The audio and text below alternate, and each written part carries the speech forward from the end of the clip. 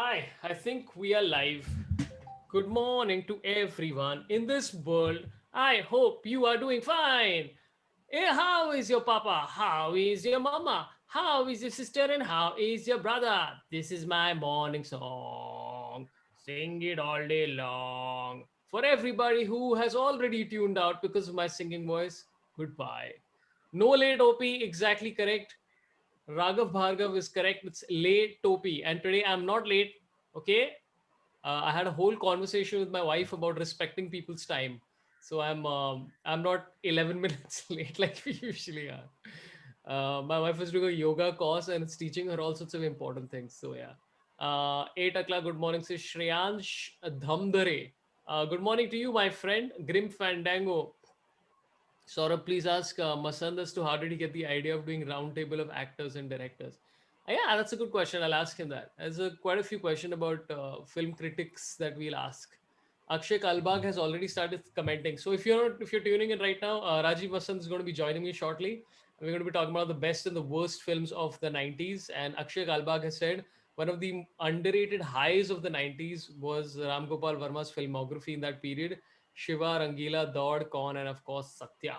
Satya, which was discussed previously in the episode with the cast of Scam 1992. If you've not seen that episode, please go see it. And also before that, go see Scam 1992. See both. It's a very fun conversation that I had with them. And if you've not seen the Shikhar Dhawan episode yesterday, please see it and let me know. Bring Modi ji and I'll give $500, says Pankaj Gadge.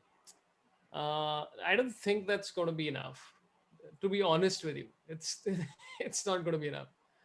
Uh, okay, Ajay Nirwal says, please ask about roundtable with this year's web series performance. Yeah, I'll ask all of this stuff. Please don't miss Gunda. Okay, there's a lot of questions which will keep coming in. Okay, I'm gonna just tell you a few things before we start, which is that have to thank a few people who've been supporting the show on PayPal and InstaMojo. Keshin, who gave some money on InstaMojo, saying scam 1992 plus punth with stars in the eyes. I hope those eyes are corrected now. I know spectacles are troublesome thing. So thanks a lot, Keshin. And Pranay Mehrotra, who says, really enjoy your show. Really appreciate it, my friend.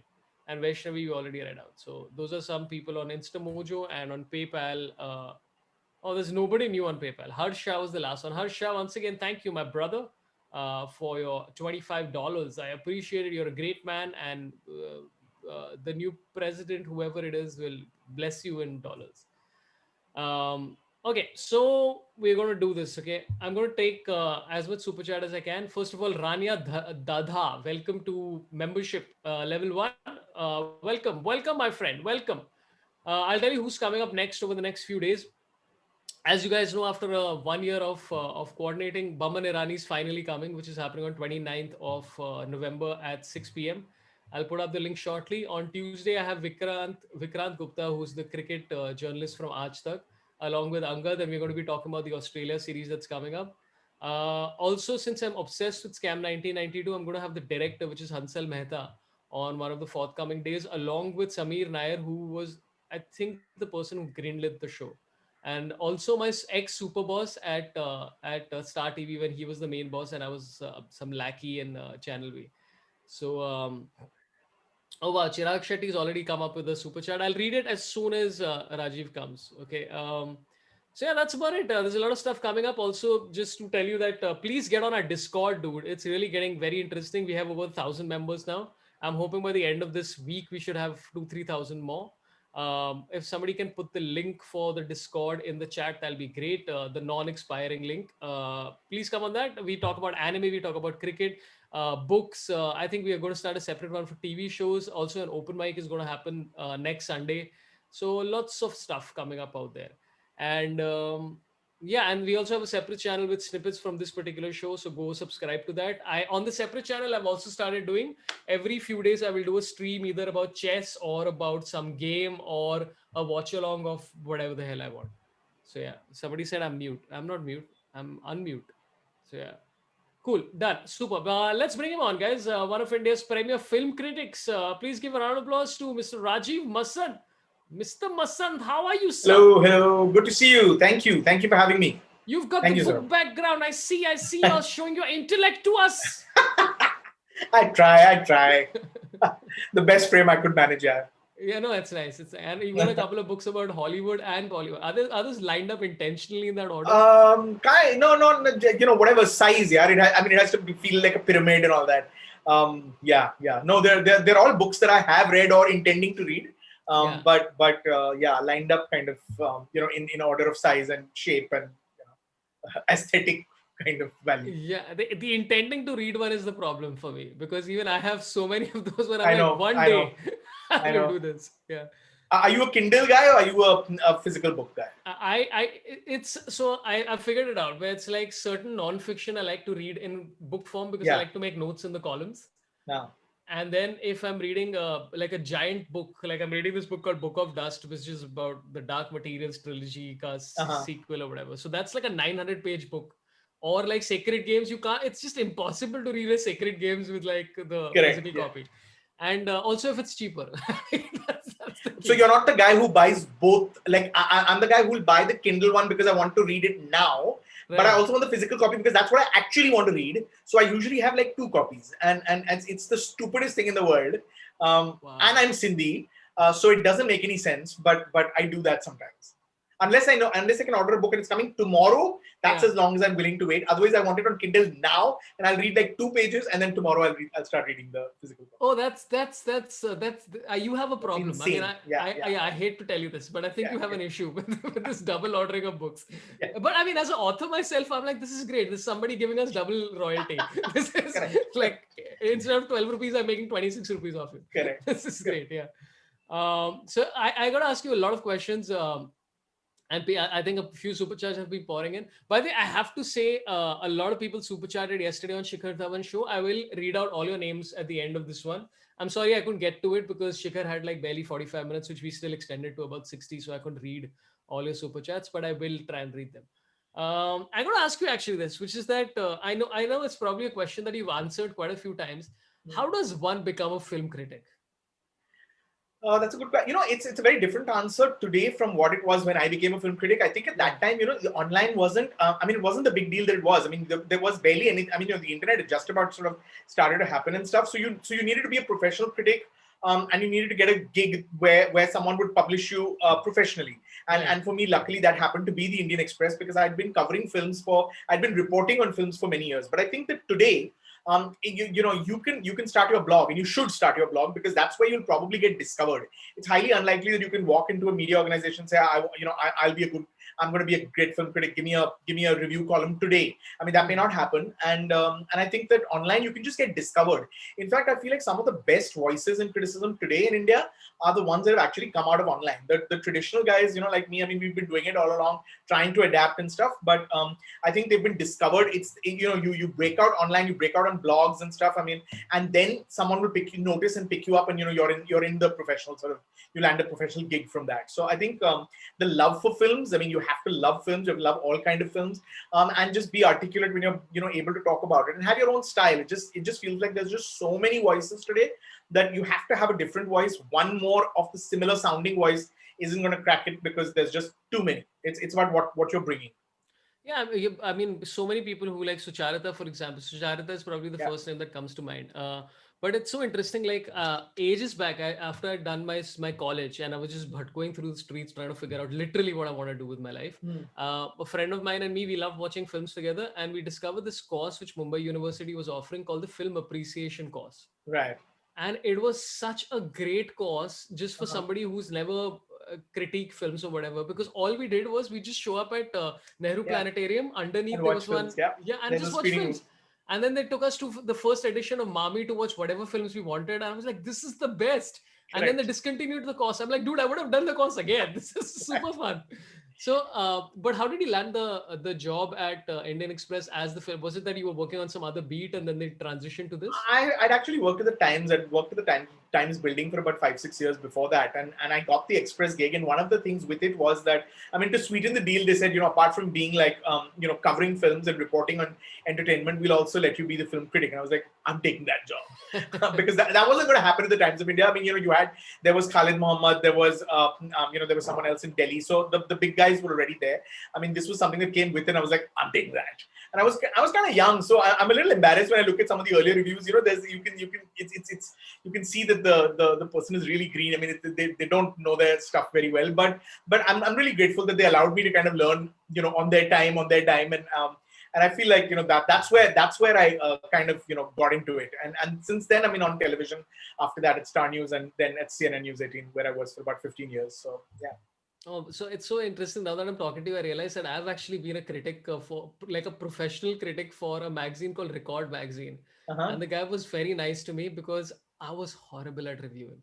Like, I gave a review. I remember, what is the Shah Rukh Khan movie where he's with Saif and Preeti Zinta? Kal Uh, Ho Na Ho. Kal Ho Na Ho. So I gave Kal Ho Na Ho 9.5 on 10.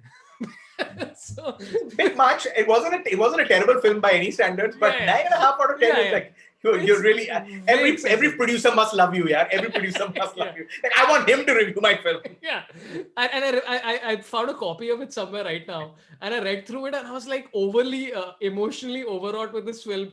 I'm like, this is a ridiculous review.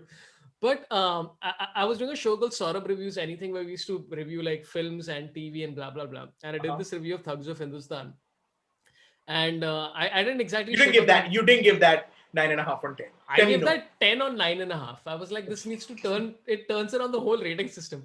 But again, I mean, that movie it was obviously not a great movie. But Uh, you I mean, think? it's an understatement. Yeah. But I mean, the fact that it took like so long to make this film, right? And Krishna Acharya, that's his name, right? Victor, yeah, Vijay Krishnacharya. Yeah. So they worked 4 years, and with the CGI, there were teams of probably like 400 people working on this thing. Yeah. And I was just on the internet, a guy just saying, "You're tatty." And then after a point, I'm like, this is like, do you Correct. feel, that ever? Because you, in fact, meet these people. Yeah, it's a Yeah. tricky one when you're also kind of, you know, when your job also involves meeting them, interviewing them. It's tricky, and you know, that is the complaint. That is all filmmakers complain, that, you know, we take years to make a movie, and Yeah. you know, any one of you guys just says, oh, but this is shit, and Yeah. it's 0 out of 5, and it's 1 out of 5. And I hear them. I understand what they're saying, and I have empathy. But you know, that's the job. Yeah, that's the critic's job. I mean, also, you shouldn't be the guy who's just saying, oh, it's dirty. I mean, Yeah. you should be explaining why it doesn't work. Certainly, professional critics must get into some detail of why it doesn't work. But you know, it is tricky, and yet you've got to do it. It's you know, you run into them, and yes, there have been times I have tried to use the back entrance, the back exit, and you know, you get it. You know, anyone that makes a film, even if it's a terrible film, didn't set out, let's make a shit film this time. You know, Yeah. everyone intends to make a good film, and it goes wrong, and of course they're very, very vulnerable, and they're very, you know, you're very attached to it. So when someone completely tears into it, I get it that they'll be upset, that there will be, but I also get that, you know, you need to be practical. You can be upset for like a couple of weeks, a couple of months. If you're going to hold a grudge for like a year, then Yeah. boss, I mean, you know, also look within. Nah? I mean, like, you should maybe with some distance, you're also more, you know, you're also able to be more objective about the film. I Yeah. understand the closeness, like 2 days after your film has come out, but a year later, if you still think you made a classic and it wasn't, then boss, the problem is with you. Yeah, but I think when you're on the other side of it, also you sort of understand. Like, so I'd done a stand-up special, which I think the first one was there was some couple of reviews that came in, which was just like, which were almost like saying that, hey, why didn't he do the special that I wanted? And I Correct. was like, but it's my show. Correct. I want to do what I And want. film criticism can be Yeah, like that as well. Very often yeah, you'll find critics saying, oh, but this should have, and that's not criticism. I mean, you're not the yeah, scriptwriter. You've not been hired to rewrite the film. yeah, Just talk about what works and what doesn't. I mean, you don't need to, and I think at some point, probably all critics are guilty of it, because you expect to see a certain film and you've yeah. seen something else. But that's not the filmmaker's responsibility, boss. He's not making the movie you want to make, you want made. Yeah. But I hear you. I completely hear you, man. So there's a question that's coming from Jatin1234, who says, does bias come in while reviewing movies of actors you personally like or dislike? So Jatin1234, I want to say, you know, no, yeah. I mean, bias. Why are you biased about certain actors? You're biased towards actors because you're good actors, na? I mean, like, I'm not biased about a really bad actor. And I don't think bias is the right word. I mean, you have a soft spot for a certain actor because that actor's consistently maybe made interesting choices, or is usually very good. But I don't think that, no. I mean, you can, anyone who's done this job long enough, and anyone who does this job with the right degree of sincerity, has to call the bullshit when even your favorite actor, or an actor that you usually like and who usually does good work ends up, I mean, like, I remember films like Besharam and all. Yeah, I mean, Ranbir is one of those really good actors, really, really good actors. And I think his choices are what. So even the films of his that I think a lot of them that didn't work. I mean, Rocket Singh is one of my favorite films. Yeah, it's a good movie. But when he makes a Besharam, I mean, you have to call it out. Or even a Bombay Velvet, which is a labor of love, not for lack of trying. Besharam, I have great suspicions about even the intention and the work that went into it. But you have to call it out. No, I mean, not if you do this professionally and you do this for, you've been doing it long enough, then the biases you leave at the door. Yeah, you have to go in to have a good time. I think every critic goes into a movie just like any movie goer, to have a good time, to be surprised, and then you get to, then you once everyone else's job is done. I mean, most other viewers, you're finished when you walk out. My job starts right after. Yeah, I think I don't know if it was Roger Ebert or somebody who said that when you go watch and this sort of changed my perspective with regards to watching a movie, was that go see what the person tried to make, not what you wanted to watch, Absolutely, and absolutely. what their intention was as opposed to what you wanted them to create, which I thought was kind of interesting. Yeah. And that changed the perspective. Aditya Madhuri says, please ask Rajiv to make his website UI better. Love reading his older reviews. Uh, Yeah. yeah. I know that's something I have to get down to doing. I will. It's sort of I don't know. Does anyone even? I didn't even know anyone visited the Yeah, websites. But you're I'm right. surprised. I'm surprised. I'm Yeah. like, yeah, who's this person But I going guess on? I guess if he's looking for the old stuff, that's all meant to be on the website. So I don't blame him. Yes, I'm so sorry, Aditya. Aditya, you said, right? Yeah. Yes. On it. Soon. Okay, we'll take one more question, then we'll get to our 90s films. Chirag Yeah. Shetty says, hello, Rajiv sir, big fan. Regional movies mostly have regional talent pool, whereas Hindi cinema has talent from all over the country, hence a bigger talent pool. Then why is Bollywood unable to produce superior films? I don't think that's the case though right now, is it? Or do you still think that's the case? I think that there are a lot more ideas. There are a lot more better ideas that's coming out of Malayalam films. That's coming out of Yeah. Tamil films, Bengali films. I do think that there is Kannada films. I think they focus on the writing. The stakes are. I don't know. They don't have mostly they don't have the budgets that Bollywood does. Yeah. No, I'm not talking about the Bahubalis, and I'm not talking about the Shankar films, and I'm not talking about the massive films. I'm talking about the average Malayalam film, or the average Tamil film. And I think that the strength there is the writing, it's the high concepts, and I think that that's what they are powered by. Bollywood very often is about projects and putting great stars together. I mean, but I also think that that's limiting, because I think it's changing. I do think it's changing, and I do think that there is the creatives are taking back. You were talking about Scam 92, and you're talking about Hansal Mehta. I mean, these are the guys who are claiming the industry back, in a sense, and I think that it's happening. And the actors now are very conscious of the fact that the shelf life is going to become shorter if you're only chasing the money and you're only chasing the big projects. So I think it is happening. But I do agree with Chirag when he says that for the most part, I think that the writing, the concepts, the ideas, the scripting is a lot more solid in the non-Hindi films. I think it's also it's also about the structure of a film unit, right? I mean, unfortunately, in Bollywood, the star is, for the longest time, the star has been the most important person on a film set, which should never be the case, because when the Yeah. star is the most important person, he's also interfering in the writing, he's also interfering in the casting, which are not his jobs. That is changing. I don't want to generalize it. I think that is changing. But in the non-Hindi films, I think that it's because the focus is on the creatives, it's on the writers, the directors, they tend to get it right more often than not. So yeah, I mean that the stars. I mean, like I think yesterday also Shareb Hashmi, who's the actor Shareb Yeah. Hashmi, was saying that it's a director's medium, and I'm like, that's repeated so often that the director is the key. It's not the actor. And the stories you've heard of people showing up late on sets and Correct. essentially going like, "6 घंटा रुको मैं अभी आने वाला हूँ," is Right. amazing. Yeah. Right. Yeah, I think I'm told that is slowly changing, because I think that no one has any patience for that kind of wastages anymore, and those kind of people anymore. And I think that those actors have seen it. There have been enough cautionary tales of actors who used to do that, Yeah. who are nowhere around anymore. And I think that has certainly forced others to pull up their socks. But there still needs to be some changes.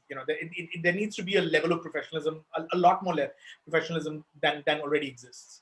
Yeah, I was thinking about who my favorite Bollywood quote unquote star, or whatever the word you want to use is, Mm, and I think it's probably Ayushmann Khurrana, yeah, because I mean, right from your Andhadhun to Article 15 to everything in between. I correct. think barring a couple of hiccups in the middle, I mean the guy is just, and Article 15 was just, and specifically if you follow what happened recently in India, you're like, this is Yeah, such an important film to be made correct.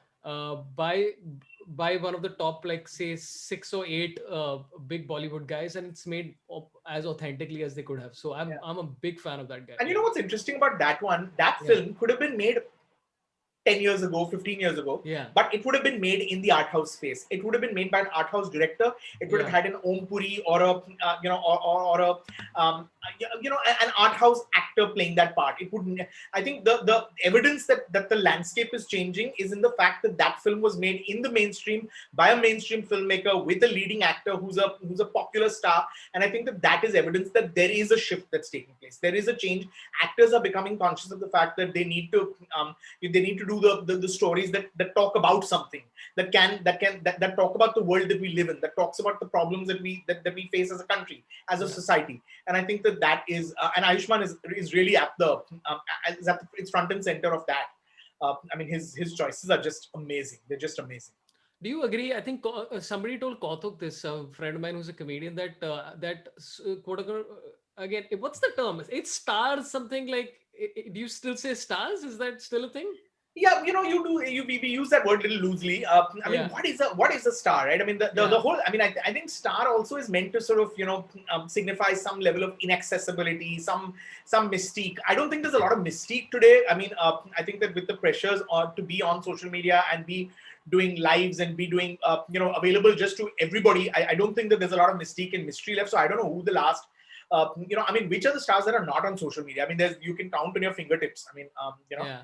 so I think but yeah, you use staff for someone who can who has enough clout to put bums on seats. I guess that's Yeah. that's what star is. Yeah. Yeah. So he said that somebody told him, I don't know who it was in Bollywood, who said that the stars are not paid money to act, they're paid money to select scripts. And I was like, that's quite interesting, because that changes what I think. Like, because then it's literally coming back to what you just said, that it's all basis this person as opposed to the director. So yeah. I think it is about the scripts, because making that selection. I mean, you could be really good in a pointless film that no one wants to see, and Yeah. a lot of good actors do end up making those choices as well. I mean, they're great acting parts, but is this a film that today is going to resonate? And therefore, the selection of, I mean, Nasir used to say this, when Nasir used to say that. I mean, it's hotly, you can debate it, and I think it should be debated. He says, I don't think Amitabh Bachchan is the greatest actor because his choices are not great. And I guess he's Mm. talking about the Bachchan back in the 70s and the 80s. I don't think he's talking about Bachchan today, who's actually getting some great parts and experimenting a lot more. He said his choices were not great. An actor is known by his choices, not by his performances. Yeah. That is Nasiruddin Shah, arguably one of the greatest actors. I mean, that's his point of view, and I think that is true. It really, it's how many chances are you willing to take? Because if you're a good actor, I mean, let's just say that, yeah, you should be good in every film. Nah? I mean, why are you good in this film and not good in that film? If you're a good actor, you should be good in every film. The point is, are you making those interesting choices, Yeah. through which you're able to tell stories which otherwise may not have come to light at all? Yeah, I mean, even for somebody like Akshay Kumar, I think Akshay Kumar does, like, follows the two for me, two for you, one for me kind of thing. I So think it's he will. eight for you, one. I know, eight for me, one for you. Yeah, but like he'll still pop up with a special chabbis in the middle where you're like, Yeah, oh, this is great. correct, This is a very correct. nice movie. And I feel that another person who I constantly, genuinely always have loved right from the get go is Saif Ali Khan. Yeah, Like, because it's making movies, and like, even what is that, Lal Kaptan, which I didn't correct. like. I was like, at Correct. least I understand what you tried to do here. Absolutely, Yeah. and that's what I feel like. I feel like that deserves more credit. I mean, you can, it's better than doing Jawani Janeman, which he did and which was a hit and all.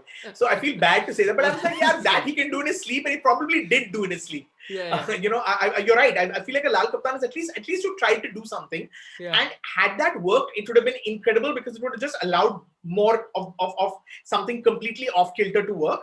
Yeah. And even if it didn't work, at least you put something out there. The whole Naga Sadhu kind of thing. I mean, you've never seen a leading man do that. You've never seen that kind of storytelling. And I think the director is also very good. So, but you're right. I do think he's very interesting, but he's inconsistent. With Saif, I feel like there'll be one or two really interesting choices, and then you're like, that. I mean, like, I think, but I also understand that sitting here, it's so easy to be critical of actors. I mean, so much of their choices are determined by, listen, if you only do, I mean, if he did 4 films like Lal Kaptan, that's the end, right? I mean, like, you're not going to get brands, you're not going to get this, and that's also a part of it. So I get it, and I think it's tricky on the case of women because the brands, and it's all about cosmetic brands, and it's about what you're endorsing and stuff. I think, and I think that we're just harsher towards women as an audience. Right. Yeah, but I mean, for somebody like a Tapsi, I mean, she was the third person I was going to mention, which is that Right. again, it's interesting choices. With Saif also, I Yeah. think it's like Saif actually does follow the two for you, one for me model. Hmm. Like Sacred Games, for all it was Yeah. this thing, is still one of my. And then of course Kalakandi, which I thought was an interesting film. It was interesting. It didn't fully kind of come Yeah, yeah, together, yeah, but it was yeah. interesting. It was very interesting. Yeah, it's interesting. It didn't fully come together, but it was like you're My like, favorite bit is oh, when he tells that, and I don't think, I mean, favorite only because it's just so ridiculous that you never say, when he tells that that transgender, he's so like, he doesn't understand what the idea of a transgender person is, and he says, I want to see your, I mean, show me your Cape of Good Hope. I mean, like, yeah, this is just the humor was so. I mean, they went so brazenly off yeah. that had to be admired, but it didn't fully sort of come together. Yeah. Yeah, I mean, even the entire interaction that he had with the transgender person in that movie, it could have gone like Yeah. because you're so used to Bollywood completely messing that up Totally. Yeah. that you're like, oh, please don't please don't do what Correct. I Correct. think you're Correct. about Yeah. to do. To And then do. they Yeah. didn't, and I'm like, thank you. This is fun. It was like it was quite interesting. So yeah, okay, lots of questions still popping in. It's Okay, I'm going to try and take as many super chats. I won't be able to take all of them. Shrivar Kovali has given Australian dollars. Thanks a lot. Says Rajiv in 720p, a nice upgrade from the good old 480p days. Yeah, you can't still be going on about 480p. That was the thing of the past, and it was not my fault. Okay, I used to work at a channel which was not an HD channel, so everything was shot in in 480p, and therefore it had to be uploaded in 480p. I mean, those jokes were great fun, but not anymore. Yeah, for like the last 2 years, we've been in HD now. So yes, appreciate it. Thank you. Thank you. This is a sore point for Rajiv with regards to the tech of 480p. He's like, sign up for this 480p. It wasn't my fault. I just want to put it out there. It had nothing to do with me. I worked for a channel that I mean, most news channels in India, you'll notice, are not HD, and I also work for one of those channels, and therefore all the output was, I couldn't make mine. My stuff will be in HD on YouTube. It wasn't exclusive for YouTube. It was what was going on the channel was now going on the YouTube channel. So yes, point noted, but also notice point corrected. Yeah, and by the way, today I'm not even on my HD camera. I'm on my normal camera. So this is This just feels like decent. home for me then. Yeah. This is like decent lighting today. That's all. But it's not like they see you and they go like, "Isko to na 480p pe hi dalenge, usko 720." Correct. It was like across the board. Yeah. Yeah. But we did. So I've had the opportunity to work at different news channels across the country for different things. I'm And I so was sorry, working man. with NDTV about like say 7 years back, maybe. Right. We're trying to do a news comedy show. And it was so interesting how the tapes were still tapes. Yeah. They're like, where are you guys? You have the most high end, and then the camera guy told me like, "Arey sir, aisa nahi hai, kyunki it becomes like a airline, right? Right. Where if you upgrade the one thing, you have to upgrade everything." Everything. Yeah. Which is why they do it they do it at a point where, and all bureaus, right? How you shoot, how you broadcast, everything gets affected. Yeah. At all channels. When they finally did it, when they moved from tapes to kind of digital, it was, I mean, it was a few, it was a whole procedure and ridiculously expensive and everything. Okay, I really want to get to our topic at hand, but there's still too many people who are asking just interesting questions. So I'm just going to try Okay. and take Shrikar's question was, jokes aside, how do you deal with mass acclaim for a film you did not critically acclaim? Oh, all the time. Yeah, that happens all the time. I'm okay. I mean, I'm good for them if the film works. But I didn't think it's great. I mean, it doesn't change my opinion of the film. And I think that this question also gets asked very often because there's such a big confusion about what the critic's job is. And Yeah. the people who I don't even blame the average viewer. The people I blame is the industry. It's very convenient for them to either not really know what the critic's job is, or to like to confuse people about what the critic's job is. I mean, I get into these. I've got into so many arguments with actors, mostly Salman Khan, who will tell me, "Oh, how does it feel? Yeah, this film of mine you gave 1 star, but it's made for 300 crores, 200 crores." And I'm like, dude, but that's not my job. My job is not to say how it's going to do. He says, yeah, but that means that you're not in touch with people. And I'm like, but I'm not supposed to be in touch with people. I'm not a predictor. I'm not a barometer. I mean, there are trade analysts who do that. I mean, I'm only supposed to tell you my opinion. And they say, but that's personal. I mean, that's exactly what the job is. You don't know my job. I know my job. So I have no problem. I mean, I'll tell you the trickiest ones are the ones where you're in a theater and watch something. Because very often, you don't get previews and you're watching the film in the theater on a Friday morning and you're seeing that it's totally working. People are connecting with it, but you're not. And you're like, dude, I know I'm going to get the galis tonight. But that's it. You just have to, in that case, you just have to be much more clearer about why it didn't work for you. And I think that it's fine. I mean, a critic is not meant to be a barometer of people's tastes or people's choices or people's opinions. He's only supposed to convey his own opinion and articulate it as to why it worked, why it didn't work. I mean, the most recent example being Kabir Singh. When that came out last year, I mean, the critics were completely out of whack and out of touch with the way that the audience felt, because that was a massive success, but it had huge problems. Certainly it's the critic's job to call out those problems. And in a film like that, I mean, the problems were, it's not just about, bad acting or bad filmmaking. In fact, those things were right about it. It was what it's saying. I mean, it's about the misogyny, the inherent sexism that's in the film. And it is the critic's job to point that out. And it's okay if the film goes and does, hundreds and whatever crores of rupees. That's got nothing to do with with a sort of critical evaluation of the film. So I don't feel bad. Yeah, if you've been doing it as long as I have, I think you just learn to kind of say, oh, they don't know anything. Like you kind of make yourself feel good by that. Oh, this audience, they deserve the movies that they get. Yeah, and also I think if they get a bad critic, what is it? Review, yeah. Review, yeah. I completely forgot words only in the morning because I've not had enough, like my 9 liters of coffee. Then they can also say, they're like, "Arey, these guys are out of touch because we are in touch." That's why it's so they also feel and they are in touch. They are obviously in touch, but it's their job to be in touch. It's not the critic's job to be in touch. The critic's job is only to be in touch with himself and his own feelings. It's not the critic's job to be in touch with other people. How can you? Yeah, I mean, how can you ever predict what? I can't predict what someone in my house will feel about a film. I mean, very often you have a completely different opinion from. I'm sure that happens with you, Sorabh. You and your wife go to watch a movie and you have totally two different opinions. So when I can't predict what my partner is going to feel, how can I predict billions of people who are going to go watch this film? It's not the job, but they like to say that. Oh, see, this critic is out of touch. This critic, irrelevant. He doesn't get the pulse of the people. It's not my job to get the pulse, boss. It's your job. You're the filmmaker. Have you ever watched a movie and this, as a human being, right? The thing is that what happens is that someday you're just having a bad day. Right. And you're like, this is a bad day. I'm not in a good mood. And you've seen this movie and you're like, maybe I didn't get it. And then have you ever gone and said, okay, you know what? I think I need to watch this again before I do my review. I don't think we have the luxury very often of watching it again before the review comes out. I may have watched it again because I want to see it again, or I wanted to question everyone. A film that I didn't like or I liked, and other critics, not so much people, because I don't necessarily think that that's the yardstick, but other critics that I have great respect for and who tend to think similarly. I'll see that they've reacted to it very differently, and then I'll go back just to watch it to see if I missed something.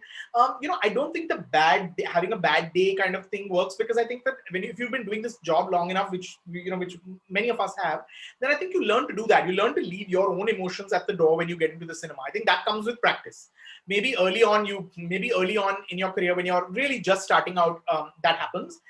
you've had a bad day, that impacts the way that you see the movie. But I don't think that's true of most critics. I think we've learned that, when you're in the theater, in fact, I think that just when you're in a movie, it kind of completely elevates because what is better than being in a cinema watching a film with hundreds of others who are in it for the same reason. So I don't think the having a bad day or personal kind of feelings affect how you watch a movie, but you could have just felt very differently about a film than others that you respect and admire. And I have gone back and watched films. I mean, there are I will tell you, every critic, if you ask them if you could go back and change some of your reviews, would you? And that's also because a few years later, your own relationship with the film changes. Yeah. You relate to a film very differently from the way that you did. I mean, I remember Omkara, which I watched and liked very much, but didn't love as much as I do now. And I wish I could go back and rewrite that review, because I feel like I wasn't as effusive in my praise for that film as I should have been. And vice versa. There are films that I may have liked, and now I look at them like, what was I thinking? I mean, how did I like this? Yeah. So I think it's reviewing a film is also in that time. It's also about that time, and it's about where you are in your life. It's not about that moment, what your mood is, but where you are in your life, because you're responding to a film, based on what it does to you, right? Chemically, internally, emotionally. Yeah, I mean, you stumbled upon Vishal Bharadwaj, okay? Yeah. And there was a movie of his recently which didn't do well, and I loved. I've completely forgotten the name. What is the movie? Pataka? Did you mean Pataka? The two girls? No. The one with Anushka Sharma, Pankaj Kapoor, and was it Shahin? Listen, you and me then. Matru ki bijli ka Oh my Matru ki God, bijli it's ka mandola. such a funny movie, dude. I like that It film was so so much. funny. So Yeah. I think I gave it like 4 stars or something, and then I got like the brickbats I got. It wasn't even funny, and I was like, huh? Why? I thought it was very clever. I mean, there was social commentary, there was political commentary. It was the pink buffalo. I mean, everything. It was mad. It was absolutely fantastic. And also anything that has Pankaj Kapoor doing Correct. like as the main person. Yeah, I'm like, yeah. this makes complete sense. Pankaj Kapoor Correct. in any movie should be the main person. You should That's forget right. everybody else. And I That's mean, right. that scene where he's like, the villagers are about to attack his own house, and he's drunk, and he's like, "Ha maro sale ko," and he's talking about himself. Himself, It yeah. is ridiculous. It was such a funny movie. I mean, I don't know. I want to ask the chat how many people like Matru Ki Bijli Ka Mandola. I loved that movie. I saw it with my friend, and we both were just looking at each other, laughing at random points. Then that's 3 of us, Sorabh. Only 3 of us, because I have only met people who told me, what were you drinking when you watched that movie? No, but it's so funny. I mean, him flying the plane and That's the right. moments that I remember. I'm like, it's. I think it's one of those things, right? Where, and this is a movie which we have to discuss slowly, which is the movie that I had never seen until recently, which was Andaz Apna Apna, which was at its time was not celebrated. And I think with Matru Ki Bijli Ka Mandola, it will age well. I think if you go watch the movie now, you will be like, oh, that's because it's meant to be a really silly, fun comedy, and it stays that way till the end, which is very rare for Bollywood. Where It you're kind like, of completely commits to the inanity, and yet it's actually quite revealing, and it's got layers. Yeah. So I love that movie. I'm curious what the chat thought. A lot of people are Arya Jindal is like, I loved it. Fixit says loved it. Nihal Kumar loved it. Barun Das. Where were all you guys when I did that review, man? I would have liked to have some people in my corner. Someone I don't know says I loved it. Barun Das says I liked only the first half. Dude, I if you get to watch it, just watch it. I'm probably going to watch it again. I really loved that. It was really funny. Yeah. Okay, last 2 questions and then we'll talk about this, which is Abhi R has given US dollars and all. Wow. Who says, curious to know what Rajiv's perspective. Wait, sorry, we have this thing from Singh Sorabh who says, I loved Matru Ki Bijli Ka Mandola. Also, the music was super awesome. Khamakha is still in my playlist. I don't remember the music, to be honest, but yeah. Yeah, I don't remember all of it, but it had to have Vishal's music, so I'm guessing it was pretty good. So Abhi R has asked, curious to know what Rajiv's perspective is on relevance of career film critics, where platforms like IMDb are providing consensus based review of movies. Is the film critic becoming obsolete? It's a good question, and for the longest time, that is that's the death knell for film criticism has been ringing for a while. But I don't think it is. I think that people, I think that if you have any critic who has something relevant to say and who's able to say it in a manner that is interesting, I think there will always be room for. Criticism is not a mass craft or a mass form of media in the way that films are. So you're not gonna appeal to millions and zillions and billions of people in the way that films do. But you will find your own audience, and there will always be place for criticism. There will always be place for good criticism because IMDb gives you a number, man. IMDb gives you it's a poll. I mean, it's an aggregate, and I don't think that that's what anyone who understands what criticism is about and who's seeking out good criticism isn't looking for a number, for an aggregate. I think they're looking to be engaged with that film. I mean, what is the role of film criticism? The role of film criticism is to make the conversation around films richer, right? To have a, it's not just to tell you should I watch, should I not watch. I mean, if that's what you're seeking, maybe you just need the number. In which case, you're not reading the critics anyway. You're just looking at their star rating, which is really the worst thing that about film criticism. It's one of those necessary evils. But if you're actually looking to be engaged, then an aggregate on IMDb is not going to do that. I mean, those lists are good, and they give you a sense of what people are interested in, what people are watching. But you also know that those lists can be rigged. We all know those examples. So I don't think that there's that it makes critics irrelevant. I think that if you are someone who has something to say, who has a voice, who's saying something interesting, and who's making interesting observations, and who's engaging on a sort of really deeper level in the conversation around films, I think that there'll always be a place, and there'll always be people that will want to listen to you. Yeah, and I think in the current world, it's become there's become almost a binary thing to everything right now, where it's like, this is bad because I say X, Y, because there was that one scene which offended me so much. Correct. And so you need normal human beings to be objective about things. So what I do as a film watcher is that if I'm saying going through Netflix or Amazon or whatever to see if I want to watch something, I'll see the IMDb rating, and I have a very simple barometer, which is that comedy. I love watching stupid comedies. It makes me very happy. And stupid comedies rarely get good ratings, right? You'll find something that has 5.2, and then you'll watch it. You're like, dude, I had a lot of fun watching this. What is your problem? So then so sometimes even IMDb is wrong. So you need somebody, and so much of this is though. But here's the thing. The thing is that if a friend tells you that you got to watch this, you're like, I have to watch this now. Because A, everyone's a critic, and B, really, I mean, in this age where criticism is also, I mean, the guy, your friend who's sending you a WhatsApp about a film that he watched is also a critic in a sense. And I agree too. I feel like that person is probably more reliable for the viewer because he knows your tastes and you respond to, and that's what you hope the critic will be, right? He'll be your friend. He'll be someone who are the critics we tend to read? There are thousands. We tend to read the critics who we tend to agree with because we feel that they respond similarly about certain films, and that's what's going to happen. Therefore, those days of that one great Khalid Muhammad who everybody read is gone. Today there will be many critics, and different people will follow different critics, and I think that's perfectly healthy. You will find the person that you tend to respond to, and you will listen, wait till to hear what so and so person says about it. And therefore, I think that there will always be place if you have something interesting to say. If you're someone who just rattles off, and there are many of those as well. If you're someone who just rattles off, film mein ye hai, wo hai, ye hai, wo hai, this was good, this was good. I mean, no one wants that. They want to engage. You want to engage on a deeper level. You want to unpack the themes. You want to unpack the politics of the film.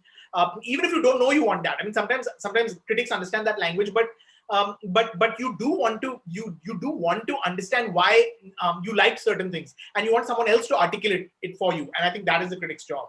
Yeah, the friendship is interesting, where it's like once you trust this person to have your taste in mind, then you're good to go. And every critic hopes to be that. Every critic hopes to be that best friend. Yeah. Okay, there's a question which is coming. I'm just trying to understand this question, which is.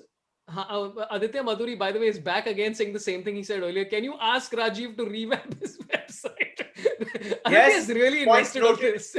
Point noted. I will get to it. Who's Sandeep Venga? Sandeep Venga? Sandeep Venga is the director of Kabir Singh, who's a very old friend and who is a great appreciator of my criticism. He was not very pleased with my reviews of my review of Kabir Singh. So yes, good joke has been communicated. The low blow has been received. Whoever, yes. But listen, we put it behind us. I think. I mean, I invited him to the round table last year, but he was unwell and he didn't come. But yes, point noted. Your snarky comment has been received. So that's from Bharat Bhupati, whose question was, what was your reaction when people trolled you with salt and pepper guy comment, and did you ever speak to Sandeep Vanga? If not, we would love to see an interview. So there's the answer to that. Again, Yeah, I I think, spoke to. yeah, We didn't speak about this because it's okay. Yeah, salt and pepper. It's not lies. What he said is not untrue. I mean, I don't see why that's a bad thing. I mean, yeah. the way people like they use it as an abuse. Salt and pepper hair. The fat guy with salt and pepper hair. But I am the fat guy with salt and pepper hair. I don't take offense to that. I mean, I have no problem here. And no, we spoke. I mean, we spoke because we were speaking about. I invited him to the round table last year for that same film because it was a very successful film. But he was going to go through a surgery and stuff, so he couldn't come. But we haven't spoken about this because I haven't met him. We spoke on the phone. I haven't met him, and I don't know. It's okay, yaar. I mean, I didn't like his film. I said it. He doesn't like my hair. He doesn't like my size. He said it. Yeah. Kaustubh Bhale Raha. Kaustubh, how are you doing, my brother? Which is Kaustubh asks, what is Rajiv's perspective on Rahman's Telephone Dhun Mein Hasne Wali song and other songs of that era? I love Rahman's older music actually, and Telephone Dhun and all those songs from Jeans and stuff were like, Yeah. where the tech, where he used technology and where he used all these cool new instruments in the music. I think that was so new for its time. Yeah. In fact, lately, I mean, I haven't come across the great Rahman album, Yeah. and that, I mean, I would say for me that maybe Tamasha was the last great Rahman Right. album. Yeah. But I haven't come across the other the other incredible Rahman album, and I think that's fine. I mean, I think that also I can't claim to have listened to everything that he's done because a lot of the work that he's done in the South I may not have listened to, but I was a big fan of those songs. Yeah, I was a big fan of that the early Rahman, and especially where he used a lot of electronic orchestration in his music. Telephone Dhun was great fun and was also sort of picturized quite coolly, I thought. Yeah. Yeah, one of the things I miss about like 90s music in Bollywood specifically was the fun, right? Like right Yeah. now, the only version of fun is about partying. And I'm Right. like, I'm It's yeah, 39, yeah. I don't want to party. Just tell me a fun Correct. song. Just like say, like That's tell me true. a party song where nobody wants to party. Like I But want to it's see the true. party song about an introvert who's like, मुझे नहीं जाने का है." Correct. तुम जाओ. Like, Yeah. I think this is an idea. I'm going to do this. I'm going to get Yeah, in you touch with might. AR and I like tell say, him to do this one. Yeah. let's collaborate. Bliss Space says, been a follower of Rajiv since 8th grade from the time he had really tough movie quiz. I just want to know, Thank should you. a person watch the review first and then decide on whether to watch the film or not? I think you should read the review after. I think you should watch the review after. Only because reviews, a good review will get into some details. And I think that today we are all very touchy about spoilers and stuff. Yeah. But a good review also doesn't give away spoilers. A good review Yeah. kind of prepares you for the film. I don't think the review's job is to tell you whether to watch it or not. The review's only going to communicate whether the guy who wrote the review enjoyed it or not. Yeah. You have to base that judgment on the trailer of the film and what you watched of it, and perhaps the review as well, of course, because does it feel like this is a film that's challenging you on some level? Does it feel like this is a film that has given this guy who's watched it and reviewed it, I mean, that has given him something to chew on, to mull over, to think about? If all of that is what you're seeking, then yes, I guess you should read the review before you go in. But I like more and more, I find that I'm enjoying films when I don't know a lot about them. I just in many cases I don't even watch trailers anymore if I can help it, because I just feel like trailers give away way too much. Yeah. And I think that's true even in Hollywood. I think the pressure on, and I think that there is a reason for that. And Bollywood, it's the same thing now. The pressure to have this big opening weekend numbers, these big box office numbers in your opening weekend, means that you have to put in all the best stuff in the trailer just to get people to come in that first weekend. And as a result, you're giving away. I mean, I remember seeing Transformers and even the Marvel movies. They're putting some of the biggest stuff. I mean, even if it's just little bits, they're putting some of the major stuff in it. And you're like, dude, I want to be blown. I want my mind to be blown when I'm in the theater. I don't want to go, oh, when is that bit going to come, which I saw in the trailer? Yeah. But I feel like that's a business pressure that's on the films. I've generally started doing the same thing. I've stopped watching trailers. I'm like, if I like the vibe of a movie, or if a friend says it's good or whatever, or if it's just something that I have to watch. And by the way, it's very interesting. We have a Discord, which is a Discord server. And so there people send anime suggestions and stuff like that. And so those guys are actually pretty good at the suggestions they give me. I've told them specifically what I want, and they've told me specifically what I should watch, and they're always correct. So I'm like, this is great. This is like, it's perfect. So I've stopped watching trailers for that very reason. Yeah. I'm like, I want to be surprised at least with some scenes. Like, there's a part of me that really wants to watch that Bond trailer, but I haven't watched it. I'm like, no. Yeah. You know what? That one, also Bond is just so much about the experience. I don't want to ruin it. Yeah. Even Tenet, I really like. For the longest time, I didn't. and then I was like, okay, this is going to take a long time to come, so I'm going to just watch it. Yeah. I'm not even bothering with the trailer. I'm like, because That's amazing. I couldn't wait any longer for Tenet, yeah. so I just watched the trailer. But with Tenet, the thing is that even if you watch the trailer, you still won't understand the movie. And So that's you're why, fine. like, Yeah. with him, he's not going to do that. Yeah, He's yeah. not giving away any spoilers. But I want to create the appetite. But Yeah. now the appetite has been created. Now we just need the film, man. Yeah. Okay. We have a couple more super chats, but I'm just gonna have to. Kaustubh Bhalerao says, "Have you both watched A Man from Earth? If yes, what do you think about it?" I love Man from Earth. Yeah. Do you remember the Man movie from Earth Man is from Earth? no, It's about which one? these guys who are in this cabin or whatever, and they are having a party, and there's a guy who claims to be over 2,000 years old. Oh wow, no. This Oh, is it's a great movie. It's okay. damn good. Yeah. I'm It's gonna make and a it's note one of of those that. Thank you. very really low budget films that became one of these sort of underground hits over the years. I think Okay, made like probably in the late 90s, early 2000s, and I okay. saw it quite a Thank while you back. for the Yeah, tip, man. Thank you. it's a great movie. So thanks, Kaustav, for that. Lijo, Matthew, thanks a lot to you, and thank you, Akhil Sharma. Let's talk about this, what we're here to talk about, which is 90s best and worst. Okay, so the way we're going to do this is that we've each selected three movies that are the best and the worst, and we're going to start with the third best and the third worst for either of us, and then go backwards, and we'll end. The last one will be the worst film of the 90s according to us. And again, as Rajiv has mentioned multiple times, this is all on personal choice. Yeah, This is not on the basis of like some criticism or whatever. It's just like on personal choice what we thought. Because correct. my choices are going to make people angry. So I'm just saying that on top. So Rajiv, please go ahead. What is your number three best film of the 90s? I would say Dilwale Dulhaniya Le Jayenge.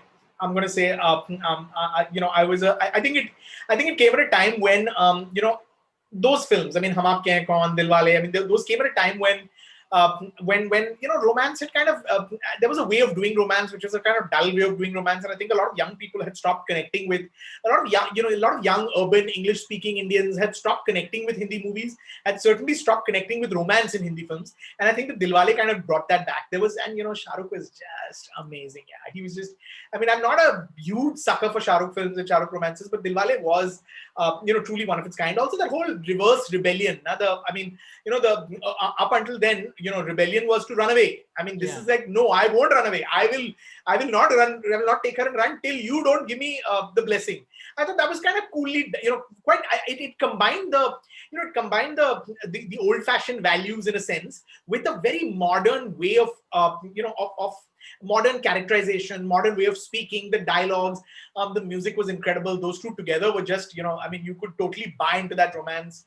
Yeah, third best. Third best is Dilwale, I'm saying.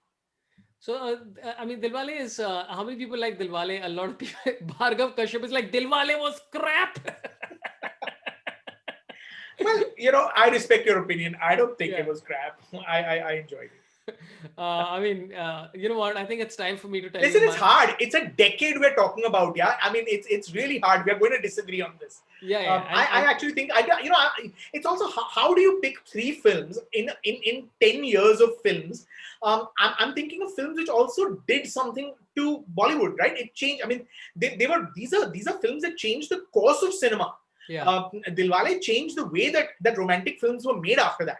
Now, if you hate everything that came after that in terms of romance, I get why you would want to shoot the film that started it all and why you wouldn't like Dilwale. But I think it represented a major turning point, and I don't think anyone got, again, I don't think there was ever a romantic film just as great as Dilwale. I mean, there were in different ways. There was Hum Dil De Chuke Sanam, and there was Dil Chahta Hai, which is not really pure romantic film, but great in their own ways. But I think Dilwale is the one that started it. Kuch Kuch and all of those films came later. I think Dilwale was for me, yeah, number three. Number three will be Dilwale. In Dilwale, I discussed this when I spoke to Mandira Bedi, and I genuinely still believe it. When Dilwale Dulhaniya Le Jayenge, the thing that really irritated me was that I think he chose the wrong person. Like I found For Kajol Mandira. Yeah, Mandira was so cute in that movie. She was very sweet. She was so. I the second I saw her, I'm like, who is this person? And she's so enthusiastic, and she likes him, and I'm like, naive, yeah. So I was Kajol, really huh? You didn't like I thought she was very good in that. Yeah, I mean, I thought those two together. Dilwale for me is quite perfect in many ways. I mean, I think No, I don't know. I don't agree. I'm Ah, not the hugest Kajol fan. I don't love her in everything, but yeah. in that film, I really liked her. I thought she was pretty good in that. So I mean, you know what? I'm just going to reveal What, the my. unibrow threw you off? No, no, you know what? I don't know I'm just I don't understand why it always has to be a chase. You know what I'm saying? For love, like you can just meet somebody and be like, hey, we both really like each other. We want to be, as opposed to like, nahi nahi But nahi that's the end of the film, Saurabh. yeah, That's a but 3 minute sketch. That's a YouTube sketch. At that time they had to fill 3 hours. You need conflict. I hear you. yeah, And you're right. I mean, but also that's why those films that's why those films are sort of, in a way, not representative of the real world, right? yeah, And I yeah, think that's part of the fantasy, right? I mean, like, if every film was about our real lives, yeah. that will also get very boring, I think. Yeah. But it actually comes back to I okay, this, and most of the movies that I dislike are this whole love shit. I hate it. It's frustrating to me how every goddamn Bollywood movie has to be about two people trying to find love. I know that the two of the films that I will pick will also have that, but that's just because, I mean, they could have chosen something else. The movie that I love the most, I will come to for a very completely. And you're, by the way, the three movies that I love the most, you're going to be like, what is wrong with you? And I'm going to be like, I So go probably on, tell. agree. Am I supposed to do number two, or you're supposed to do number three now? So I'll tell you, Yeah. I'll tell you just my number three worst movie of the 90s. Worst movie. Okay. Yeah. Dilwale Dulhania Le Jayenge. Okay. I was sick of that movie. It was everywhere. It was getting on my nerves. The first half of DDLJ, I loved. I loved it. It was funny. It was light. It was like they're in Europe, Correct. and Anupam Kher was hilarious. Yeah. And that whole thing about ki tu fail kyun nahi hua and all that. Yeah. It's very funny. And you know what? It really pissed me off as a fan of comedy, movies that didn't sustain the comedy. Right? Where it's Right. like when you almost make two separate movies Movies. Correct. and don't even apologize for it. It's like the first half is like fun, musty, and then second half suddenly he's a superhero. It's Right. like it's so I got, and again I'm sick of this.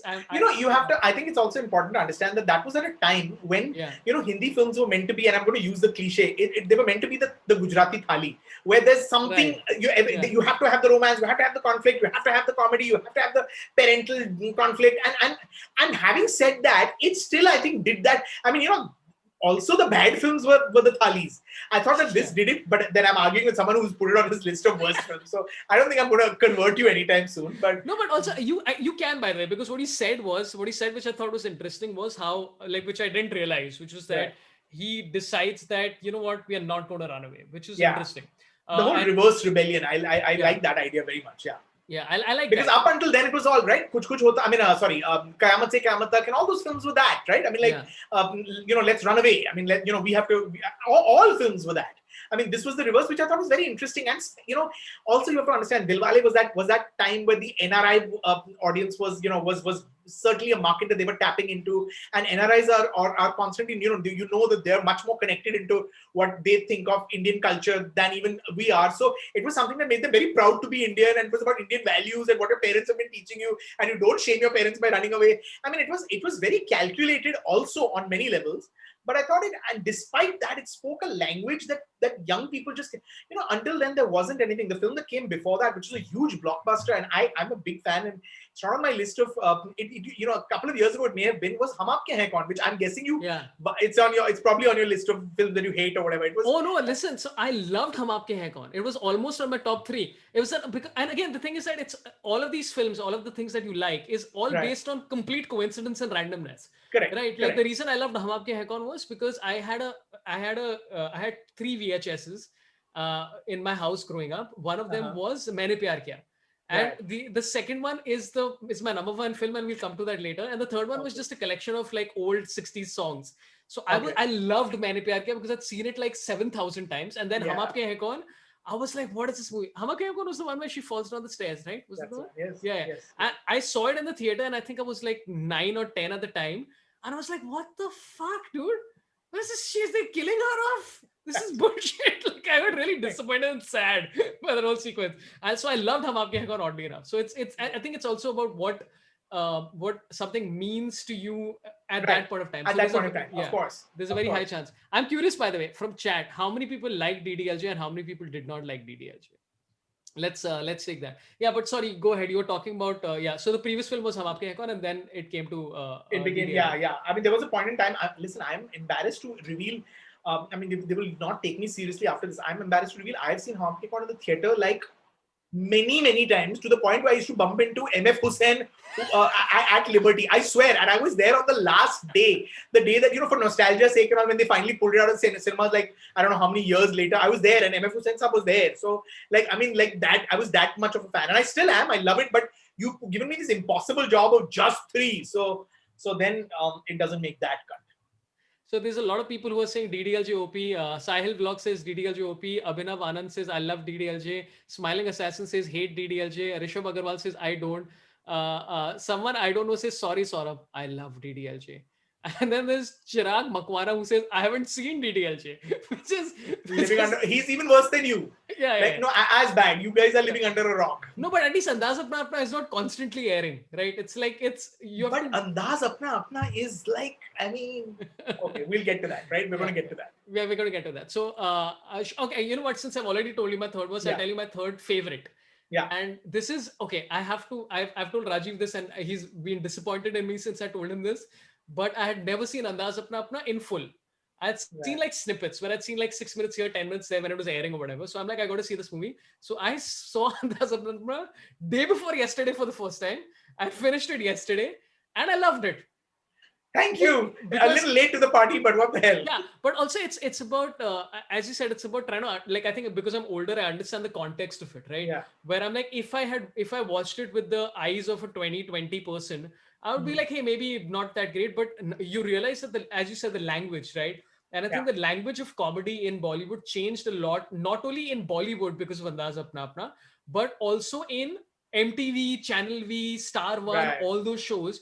Everyone almost started doing the same thing. And even though you can see that Andaz Apna Apna borrow, like there's a point where I'm like, is this going to become a fish called Wanda? Right? Because that's the trope that's been used so often. And then they're like, no, we are going to do our version of it, which I'm like, thank you. And that was like barely 4 minutes of it. And so I really loved it. It was so stupid and funny, and like I was really laughing at that scene where Crime Master Gogo is leading them with the gun, where he's walking in the front.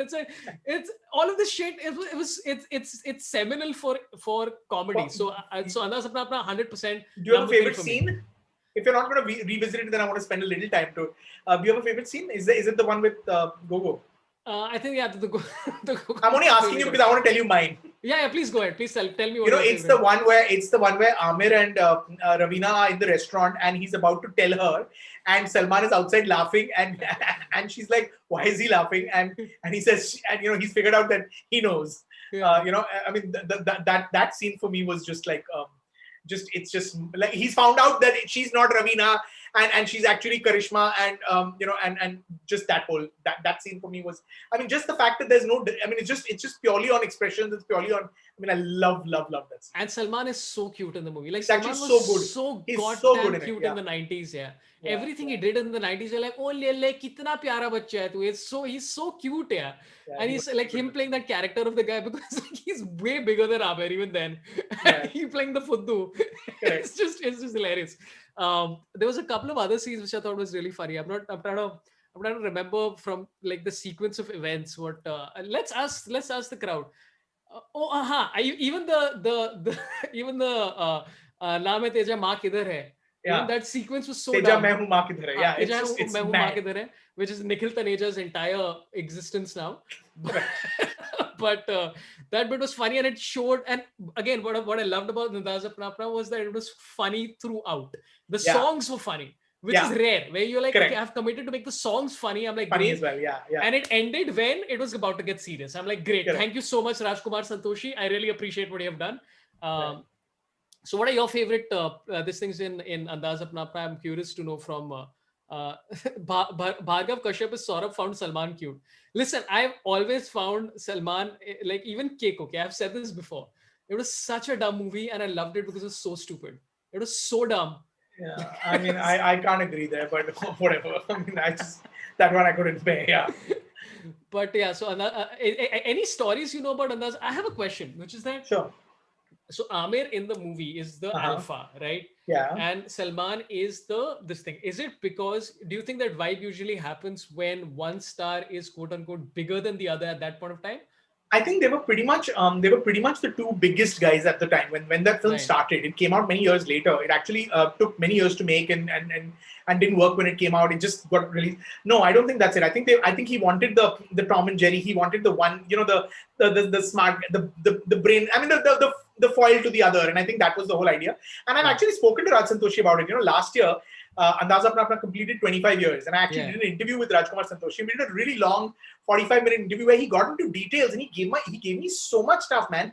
There was going to be a villain. There was going to be another villain called Zorambo because he was, they keep saying, "Main Gogo hu, Mogambo ka bhai hu." So there was actually going to be Zorambo, who is actually Mogambo's brother, and they were going to get Amrish Puri again to do it. And Amrish Puri was going to be everything that Mogambo was. Zorambo was going to be the opposite of. So Mogambo wore black. This guy wore white. Yeah. Mogambo had black hair in Mr. India. This guy was going to have white hair. He was going to his line was going to be Zorambo Khush Nahi Hua. I Right. mean, they had it all set. They had the costume and everything, and apparently the film was becoming too long on the script stage, so they decided not to go with it. But can you imagine that would have been just one more layer to it? That would have been hilarious. Like even if they had just put audition tapes of that or like Correct. test tapes of that at the end, I would be like, this is ridiculous. I'd buy it. Yeah.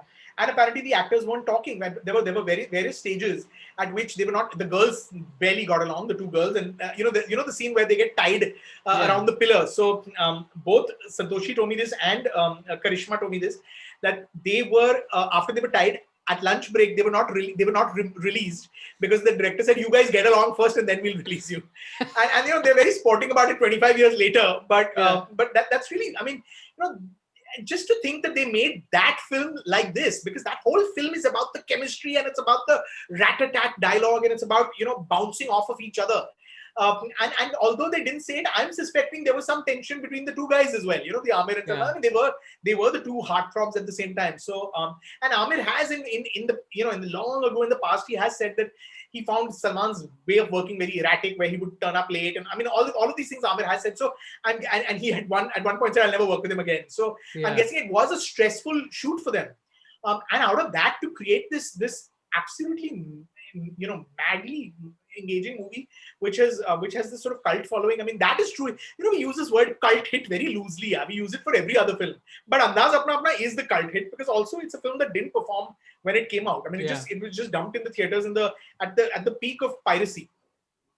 Yeah, it's you know what, and one of the reasons why. So I was on the fence about Andaz Apna Apna being on my number three because in my head I was like, listen, you can't have a movie on your number three which doesn't feature Govinda. And then I saw Govinda and I'm like, this is great. At least he has a cameo. I'm happy. Correct. Because it has to, because Govinda is my favorite person from the 90s. So you know what the funny thing is? It was never supposed to be Govinda.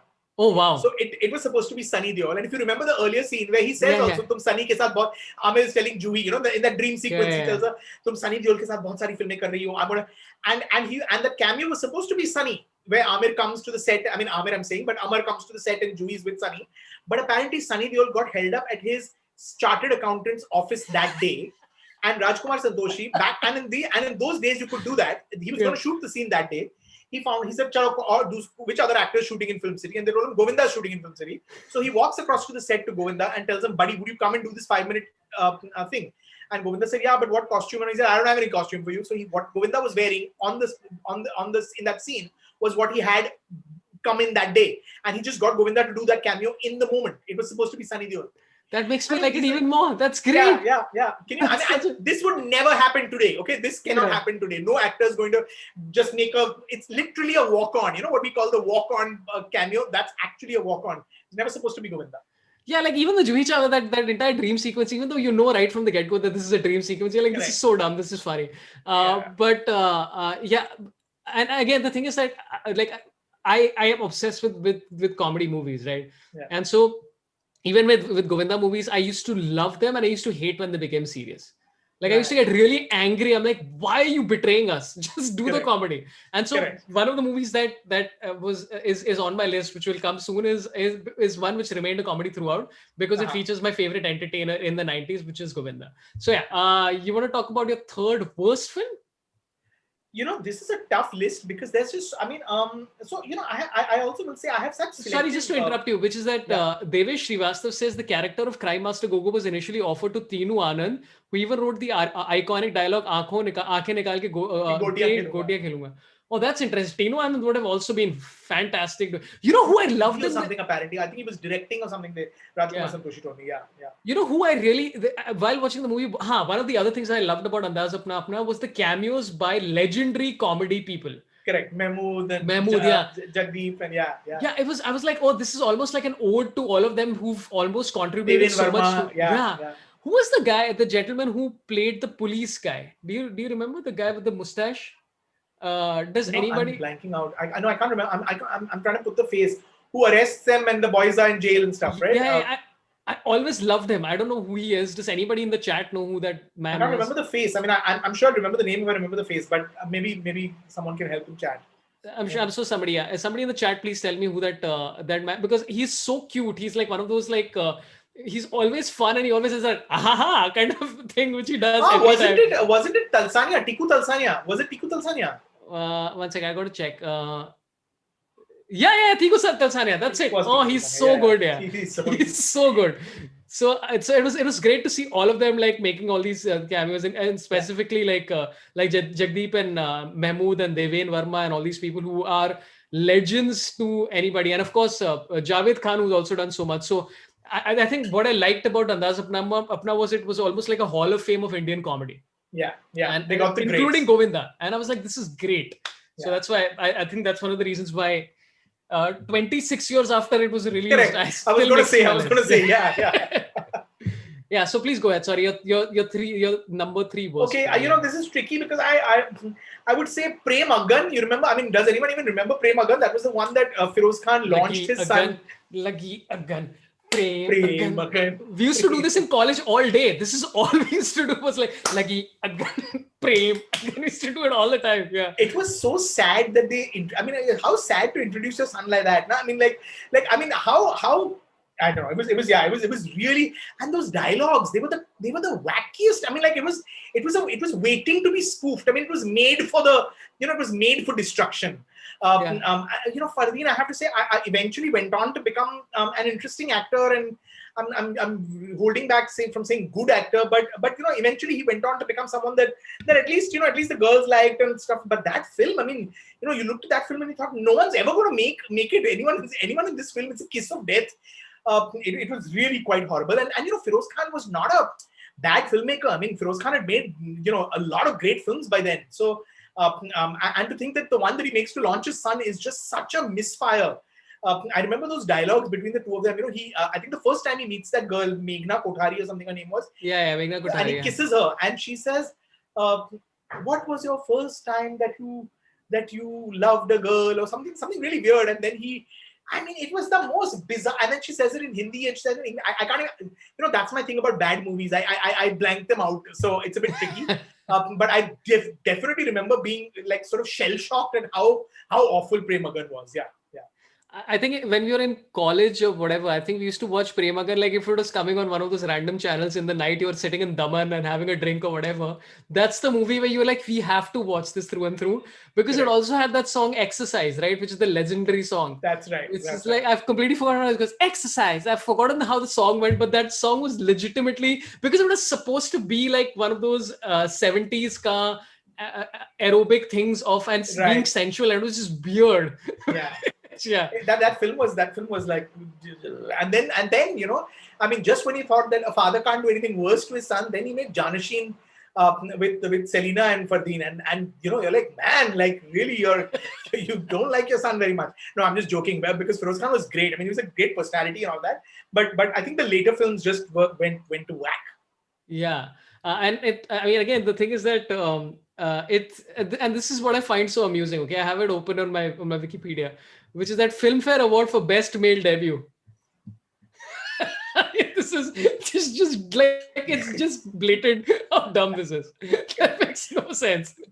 And I'm sure there are Filmfare continues to make these boo-boos over the years. Yeah. And again, Anupam, you know what? I think one thing which nobody says enough is about all these actors who were playing roles in multiple movies, as you said, where it's literally like Govinda walking into Andaz Apna Apna. Yeah.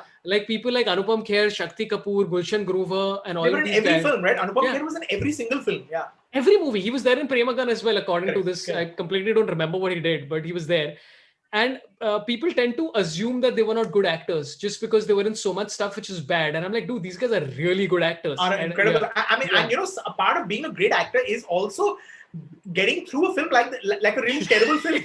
I mean, if you're a really good actor who can, who does something like Daddy or does something like Sir, I mean, the stuff that Anupam has done, and then to do absolute buffoonery, and to just do it like with a straight face and not like, sort of poison yourself by making that movie. I mean, I would imagine that takes a lot of, I mean, that is a great actor, yeah.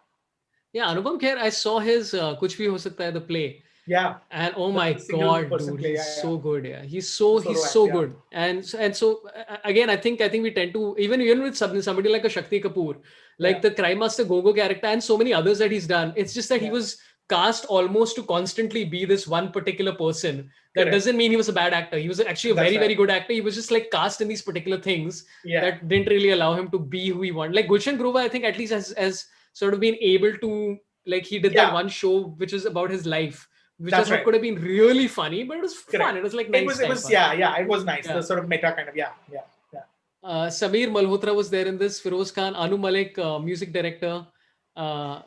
Okay, so the songs वो खाते हैं कसम तो हम तुमसे मोहब्बत करते हैं तेरे प्यार की आग में. Oh my God, this is, by the way, 1.8 rating on IMDb. So this is one where critics and IMDb agrees. One of those 4 films. Yeah.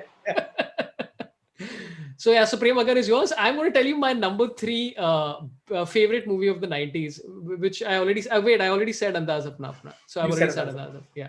I'll tell you number 3. I've already said my was DDLJ. Okay, so let's come to number 2. Your favorite movie of the 90s. So am I allowed to do a tie? Because there's no way I can leave out Satya. It's Satya and Andaz Apna Apna actually. Satya and Andaz Apna Apna for me at the just because, I mean, listen, these numbers are all weird. I mean, 1, 2, 3, 4, I don't know, but Satya was incredible. I mean, it came at a time. And again, I have to say that's a film. I think I discovered its true brilliance a little bit later. I think I liked it very much when it came out, but it took a little while to just understand how brilliant it was for me. I mean, I think I over at least a second watch, again, it's so much of it is about the timing, because that was the time of, I mean, that was the same year that Kuch Kuch Hota Hai came out, and that was the big blockbuster movie. By then, Dil To Pagal Hai had come out, and Dilwale, and we had gone into the Shah Rukh romance had already, was the big thing in those days. And then, this guy, Ramu, who had of course made Rangila, it was also a mark of great versatility on Ramu's part, right? I mean, someone who's made Rangila, who's made Shiva, who's made Kaun. I mean, and then, he makes, no, I think Kaun came later, but he had made Rangila and he had made Shiva. And, and then he makes this really gritty, really, sort of Bombay film. It was also a great Bombay film, right? I mean, and Manoj, who was extraordinary, and Urmila, who, you had just seen her do Rangila. And he puts her in sort of cotton saris, and she's singing Bhiga Bhiga. I mean, it was just incredible. I thought so that and Andaz Apna Apna, which couldn't be more, and we've spoken enough about. I mean, but they couldn't be more unlike each other. But I just feel like you can't have a top 3 list without these films. So for me, Satya and Andaz Apna Apna at the number 2. But it's interesting that you put those 2 films, because like Rajkumar Santoshi is known for, I mean, it's Andaz Apna Apna and kind of and Ghayal. So correct. you I mean, he does, and the same for Ram Gopal Varma. I mean, I think we tend to forget that he was the versatility. He was genuinely good. I mean, Rangila was I was considering Rangila as one of my favorite films, because I saw it in the theater and I had a lot of fun with it. I saw it again recently when it completed 25 years or 30 years or something. And but it's just but I felt bad for Jackie Shroff in the movie. But I think that's the idea. And apparently there was again more to it. They had a whole backstory. They had the whole, why he's parentless and why he's only got that manager who's his confidant. Why he, he's been heartbroken. They had a lot more apparently, which was cut out. So, but I think it works because also not knowing everything, sometimes you feel more for that character. And you're right. I think the whole idea was that you're meant to feel because this is not about one guy being the bad guy doesn't not get the girl. The good guy only doesn't get the girl. The good guy gets the girl and the good guy doesn't get the girl. So I think that was very clever. Yeah. By the way, we have a couple of super chats. Rajat Shah says Mahmood's character in Andaz Apna Apna was an homage to his own character from the movie Pyar Kiye Ja, which was remade as Hasina Maan Jayegi with Govinda. And Rajat, you Sanjay have Dutt. inadvertently stumbled upon something which I will reveal shortly. Which, which is Is that your number one film, Hasina no, no, Manjari? I'm not going to say No, it. it was funny, but number one, yeah. No, not number one.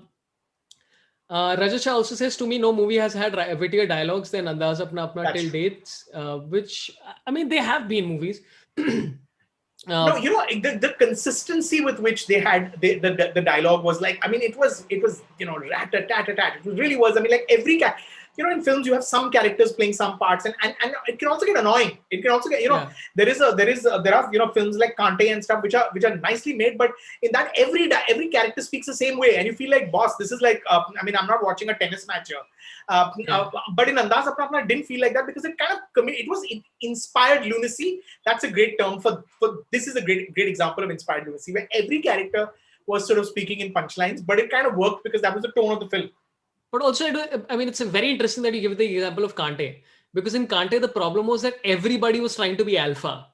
Yeah. Like every single person was like, hey, I'm the alpha. And then after a point, you're like, dude, none of you have defining character traits aside from random shit that's happening on the side. Correct. I think that was a Sanjay Gupta thing, where everyone, where everyone wants to be the cool, slick guy walking in slow mo. Everyone's alpha. Everyone's kind of, those testosterone kind of movies. I mean, I think that was the.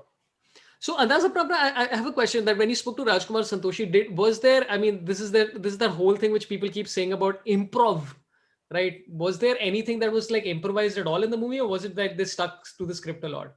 Raj Santoshi says there wasn't. He says it was actually detailed to the last. I mean, like it was down to the last detail was on paper. He said that they were very good and they had to make it look like it was improv. There's this famous myth. It's this Bollywood myth that line where one of I don't remember who it is who says Sholay dekhi hai kya, and Salman says हाँ 10 बार देखी है, and Amir says हाँ इसके बाप ने लिखी है, and it's meant to be like but it is right because Salim Khan wrote it, and the myth was that Amir came up with it in the moment, and Santosh said no, I mean I don't want to take away from Amir, he delivered it beautifully, but it was very much on paper. So no, it was apparently all scripted down to the last detail. Yeah, which shows you that acting on a high caliber, also directing on a high caliber to make them appear like, hey, this is all off the top of my head. Yeah, that's very interesting. So okay, so your number two best films are Satya and Andaz Apna Apna as a tie. Great combination. Yeah. Super combination. I'm going to tell you my number two, which okay, mine is a tie, and this is a tie for an absurd reason, which is that it's a tie between Hum Aapke Hain Kaun and Hasina Maan Jayegi. Okay.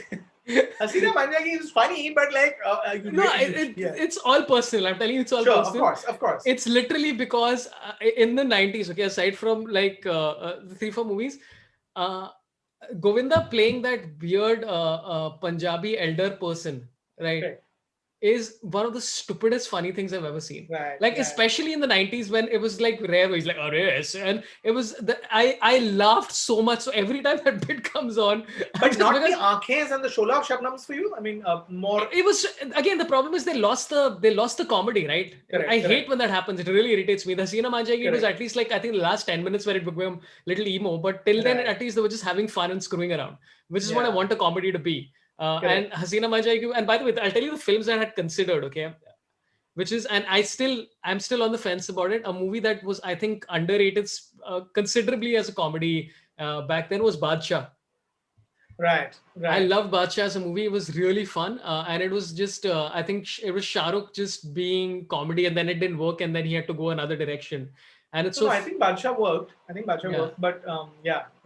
But I think fun. By that time, he was doing the romantic stuff. So all of that was so strong that that image became much stronger than anything else he was trying to do at that time. But actually, we'll come to the movies that didn't make it later on, because I have a whole list of like about 10 movies that I was like, these are movies that I loved and I love, but yeah. And again, I know that in nobody's list will Hasina Maan Jayegi show up on number 2.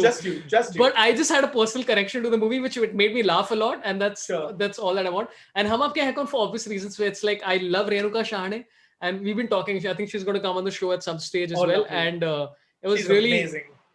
Yeah, and she's just fun and speaks her mind, which is always fun. So yeah, I don't know how many people would agree with that, but that's my number two. Okay, let's talk about your number two worst film. There were many. The one I could think of was Farishte came to mind. You know, the one with Dharmendra, Vinod Khanna, Oh Rajnikant. God, I mean, yeah. that was. I mean, again, and also because it was one of those films that was intended. Shekhar Kapoor was supposed to direct it, and it was supposed to be. I mean, I don't know if he. I think he left it midway or he started it, or I don't know. It was supposed to be sort of like Sholay for the 90s, and Yeah. and the memory, the how you have that one enduring memory of films, and the enduring memory of that film is Vinod Khanna, you know, great charismatic actor, handsome man, fine actor, going do. I mean, it was, because he had this craving for milk and it was supposed to be this double meaning What, are you dialogue, and serious? it was He yeah, oh has a man, it was craving for milk. like yeah, don't even ask, like it was, and Sridevi is like, and he keeps going do when he sees her, and it's supposed to be this cheapo double meaning dialogue, and she's completely naive and clueless about it, and Oh it was, God. like how to it was like one of those career ending kind of, fortunately didn't end up Vinod Khanna's career, but it was just, to see a really fine actor do something like that just is, it's like that movie, what was that Farrelly Brothers movie that they made, which had all those actors in it, movie 93 or one of those things. Yeah. Oh yeah. It was like, so yeah. Remember Movie Hugh Grant 93. with the you remember Hugh Grant with the testicles hanging from his neck? Yeah. I think I mean, movie it was like 43. I think. Yeah. movie, one of those, your Yeah. movie 43, yeah. I mean, Yeah. your heart went out. You're like, why are you doing this to this person? Like, what? I mean, how much did he get paid to humiliate himself like this? So it was one of those things. So Farishte, even and the dialogues were corny, and it was such a bargain basement version of every kind of action western hybrid that there was. It's one of those scary ones. I mean, it was scarring. It was scarring. So I'm curious how many people in the chat has actually seen Farishte, which is that because I've actually not seen Farishte, but now that you mentioned this do thing, I think I have to watch it If just it if out of this was a movie ahead of its time, because had it come now, it's the stuff that would have launched a million memes. yeah, It is the yeah. movie that would have launched all those memes. It was just waiting to. But I guess your audience must be much younger. Sort of, this is my generation movie. No, no, no. It was There's a lot of people 91 who or are older. something. Yeah. All the people who are members on the YouTube channel in the level 3 are all like about Ah, my age types, which of, is 23, of course. of course. Um, which is by the way, Varun Tulsian has agreed with my this thing of liking Hasina Hasina Maan Manjari. Jayegi. He's saying Dulhe Raja, I have seen it 100 times, can watch it 1,000 times more. It's just absurd why we select some films. It's just like this. Correct. Maybe it was a time when I saw I'm it or just whatever. putting it all down to the pandemic and the fact that we're all, just, just thinking of the things that made us happy and kind of Yeah. going with that. And we'll all change our minds when we go back to a normal world. And now, like, how can we? I couldn't say. I can't believe I said that. Listen, we gotta do we gotta watch Farishte. If Kajol, we gotta do a Farishte watch along on our Discord and just watch how bad the movie is, and see how great it is. Sorry, I'll just read a couple of chats that have come in, which is Aniket Joshi has talked about SRK anti-hero phase opinion, love Anjam, Dar, etc. I did too. I thought he was, again. He was trying something that the others weren't doing at that time. I mean, you just had to be hero. You knew that images, your image stuck. And I actually like Anjam. I'm glad he mentioned Anjam, because I feel like in Dar, and I feel like in the other films, like he didn't commit to his villainy in the way that he did in Anjam. And I love Yeah. that climax, man. I love that climax of Anjam. Where she hurls herself. I mean, spoiler alert. Where she hurls herself off that cliff because she says, "Dude, you gotta die. If that means I gotta die with you, I mean, like, this is in the larger service of mankind and humankind. It's okay. I'm going with you." I mean, that was so cool. I really, and the songs and everything of Anjam. I mean, Anjam wasn't as good as a Bazigar or a it didn't come together in the way that those Dar or Bazigar came together. But I thought that the ideas were a lot more revolutionary in Anjam. I mean, he So tortures he also tortures the woman he loves. He physically gets her beaten up in prison and all those things. So I thought those shit. things were like, like, you're committing to the villainy. Like, he's not a hero who's doing bad things. He's bad. I mean, like, it may have come from a place of love, but then he commits to the villainy. Could it be argued though that, I mean, like the criticism for say Kabir Singh, for example, could Hmm. it be that, hey, listen, it's almost like the modern version of what says say SRK did in those movies, or that's not an argument that No, works? it's not. I'll tell you why. I think everyone gets this whole Kabir Singh everyone doesn't get the reason why I think critics had problem with Kabir Singh. Nobody's, and I had an argument that day with another producer who was telling me, Kabir Singh is fine until eventually, and it's fine if you like it. This is my opinion. I think this is a lot of critics' opinions. The problem with Kabir Singh is that at the end you're rewarding this guy. I mean, and in these times you can't not call out that. I mean, he's misogynistic. He treats her like his property. It's entitlement. It's all of that. And then at the end, this chick has waited for him. She's left her husband. She's pregnant. She's waiting for him to come back. Dude, you rewarded him for being an asshole. That's the problem. Everyone says, but there are people like this. Why are critics? We are not disputing that people like this exist. We are not disputing that toxic relationships like this exist. But you reward him in the end is the problem. But he suffered. No, you romanticized it. In all of those films that Shah Rukh was the villain, you did to some degree romanticize it, but you didn't reward him by giving him the chick at the end. You punished him for it. I mean, I think that I think that it is the critic's job to call that out, because it's deeply problematic if you're saying all of that he does that and it's romantic, and she comes and says at the end that I recognize all that was for love. I mean, that's deeply problematic, and therefore I think that's the difference between that film and any of the other films with the anti-hero films that Shah Rukh did. Yeah, I honestly haven't seen Kabir Khan. Kabir, what is it? Kabir Singh. I haven't seen Kabir. It wasn't a bad film in terms of the acting, in terms of the music, in terms of even the story. It's just, I just think that you can't let him off. You can't let him off the hook. And especially every film is about the times you're making them in. You can't ignore the times we're in. And maybe you can. I mean, you as a filmmaker, you've done that and it's worked. But you can't attack a critic for pointing that out, boss. That's not cool.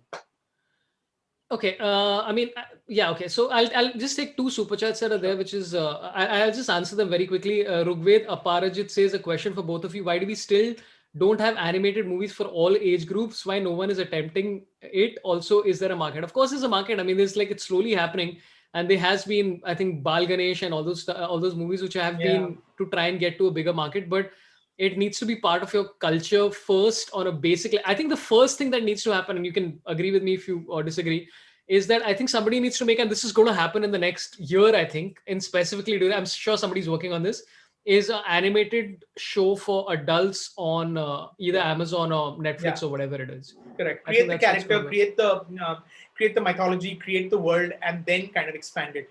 And also, I mean, the truth is, it's an expensive medium. I mean, for why it hasn't caught on in this country, it's because it's expensive. It takes time, and those kind of budgets are just not available here. The know-how is there, the expertise is there. That it's just and because nothing that's been made before has worked or has been particularly good. It's one of those genres that is not actively, it's not like more filmmakers are doing it. Yeah, and it is very expensive. By the way, Maya Shenoy says, totally agree with Mr. Masand. Issue is rewarding. I really haven't seen the movie, so I'm not going to comment on it at all. Which is so I'll see the movie and then start making. I'll make my blog post about it, guys. 7 years late, which is which is what I usually do in life. I'm looking forward to the Andaz Apna Apna post. Yeah. By the way, Indranil Gokhale has a completely random question, which is that purely on acting, who's a better actor, Deepika or Kangana? I'm sure this is a question that you get asked, a variant of this constantly. Yeah, but there is no right answer, because it's. I mean, they're both very good in some films, and they're both not great in some films. So I don't know. It's a tricky. I mean, I don't know. Kangana's extraordinary in Queen, and she's extraordinary in Tanu It's Manu. She's usually very good, but I can pull out a couple of Kangana films which she wasn't great in. And the same for Deepika. I thought Deepika was very good in Chapak. I thought Deepika was very good in Ram Leela. I thought she was good in Padmavat. But there are films that she's not extraordinary in. And I'm sorry, I'm not biting that bullet. I don't know the right answer. I think they're both very good. You've actually picked two who are very good. And if you had picked an actress who was clearly not in the same league, I would have sort of had. Who's a better actor, Kangana or Fardeen Khan? See, I'm making it easy for you. So mean. That's so mean. No, listen. By the way, I like Fardeen Khan. Like, I think it's like he's very sweet. Yeah, he seems like a sweet person, and I follow him on Instagram. I'm like, this is a sweet guy. Yash Adhye. Sorry, I'm just taking these because then people complain to me later saying you didn't read my chat. You suck. We're gonna burn your house. Quite. Yeah. So Yash Adhye asked thoughts on Sacha Baron Cohen movies. I loved both the Borats. I even really enjoyed the second one. I remember watching Bruno in London. You know, we were in London and we were in a. I think it was the day that it came out, and it was just outrageous. And I'll never forget the sight of that. I mean, that penis flying in slow motion on that massive screen, and like the audience going like, first taking a moment to believe that we're actually seeing what we're seeing, and then kind of going like, this guy's mental, and kind of then sort of submitting to it and laughing. But he's so funny, he's so clever. I think what's amazing about him is the fact that he's again able to bring commentary, you know, social commentary, political commentary through this absolutely insane character that he's created in this world that he's created. I mean, the first Borat was way better, of course. I thought the second Borat, which I saw recently, was a little bit too long. Like, you know, and I think that sometimes that happens. You know, you stretch a joke too long, too far. But it was also very well done, and just a great character. And I used to like his Ali G, man. I used to love his. But also Sacha Baron Cohen is, you know, as someone just telling me in Chicago. But he was in The Great Gatsby, man. He was so good in The Great Gatsby. You know, I think it's also nice to see him in, and now he's in the Netflix film that Aaron Sorkin's written, the Trial of Chicago 5. So I mean, it's wonderful to see actors who you think you've seen them as a certain thing, and that, you know, that, I mean, how can this guy be anything but Borat? And he does the dramatic roles as well. I mean, he's a true original. He was also good in Hugo. That's right. Yes. Yeah, he was there in Hugo. I remember seeing That's it. right.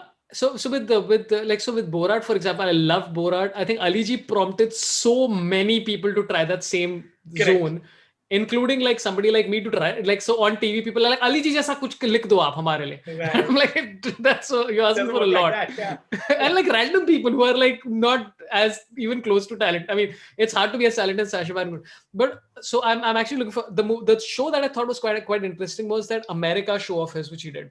I think he did one season of it. Okay. Where it was him playing multiple characters and trying to sort of figure out America. And it was like, because obviously he's a liberal or whatever. So you would assume that he's going to go largely against the right wing, but he was also sort of trolling the liberals a lot, which I thought was fun. And there's a lot of... Who is America? Who is America? That's the one. So I thought at least he was trying to balance it out relatively decently. But there's video footage of him almost pulling that off at different places and people recognizing him. Oh, nice. So he tries to go to a gun shop. I think he had a character that he created with this right-wing gun nut or whatever. He enters a store, this video of this on YouTube, and the guy's like, "Aren't you Sacha Baron Cohen?" And he just walks out. So that's like, I thought that was really funny. I think they should have put that in the show, because it would have been funny to see that the times that it didn't work. With Borat, what I thought was interesting was that I loved the movie when I saw it. Right, but apparently a lot of the people in the world were not actors. It was just actually happening in real life. Wow. So a lot of the people in that area where he shot the initial parts of Borat were angry with him now. Correct. So there's like a lot of journalists who've gone back to that place, and those people are like, "Don't mention Borat. We hate Borat. He's made us look like assholes." And basically, he said some guy who was a welder or something is into abortions, and that guy's like, "My reputation is ruined in this village," and blah blah blah. So I mean, that part, a Romanian village, and were paid very less, says what it is. Yeah. So I think, I mean, that makes me go like, that makes me a little feel this thing. But still, I mean, the guy's a ridiculously. You know what my favorite video of his is? When he receives an award. Have you seen this video? No. Okay, I'm going to reveal what happens. Okay, it's basically just search for Sacha Baron Cohen receives award and 101-year-old woman or whatever. It is so, you're like, what is happening? So I love Sacha Baron Cohen, by the way. It's brilliant. Okay. So that's your answer. Neeraj Vashish says best bit Luna and Ransom, aka Mayat Ka Chanda. That's, I think, from Sorabh, I would like to add a trivia point to that. So Borat, they made a national anthem for Kazakhstan, correct? Yeah. And in real life, athlete won a competition in one of the games. So whenever you are first, second, or third, they play your national anthem. And the organizers played that song, Kazakhstan, truly great nation. We like all nation except Turkmenistan. Oh, and by the way, yeah, people, Akhil Pisharodi and Rohan Sadap Phule are talking about the Dictator. Dude, I love Dictator. I didn't get into that as much. Yeah, I really loved it. I thought it was really, and it has one of my favorite character actors. Is this guy called Jason Mantzoukas. who played his best friend, and Justice for Aladdin. I think I like Dictator more than than Borat. Yeah. Oh, I will give it another go. Okay. How much time do you have, by the way? Let's go. Let's go. Cool. Okay, so we were gonna go to whose turn was it? Was it yours I or gave mine? you. I think it's yours. Okay, to talk about the worst one, right? Yeah. Okay. Yeah. Because I gave you Farishte. Yeah. Okay. So I'll tell you my second worst film, and again, there were a lot of nominees for this. There's a movie that I saw in the theater called BV Number One, which made me want to stab everyone in Oh the man, theater. I actually really like that. If you told me like make a list of your top 10, BV Number One would have been on my top 10. Like it would not be on 5. Yeah. Oh, I really love it. Dude. Okay, so I think you had a different experience, but I'll tell you my actual number two is again a tie, which is between two movies that people love and I hate because they are always playing in the thing, and the romanticization of these two movies, it just makes me really furious because I'm sick of this love theme constantly. Tal and Dil To Pagal Hai. I get furious watching these two movies. I really don't like Dil To Pagal Hai. Like, I mean, Oh, again, thank you. Yeah, no, I'll tell you why. And it's not so much the film as it is what the film did. Yeah, it created this absolute bullshit, stupid notion that someone somewhere is made for you, perfect. And I think it just ruined a lot of people's lives, because I think there's like a lot of people just were like, no man, we're not gonna marry this one. No, our families brought us this nice match. No, but someone perfect.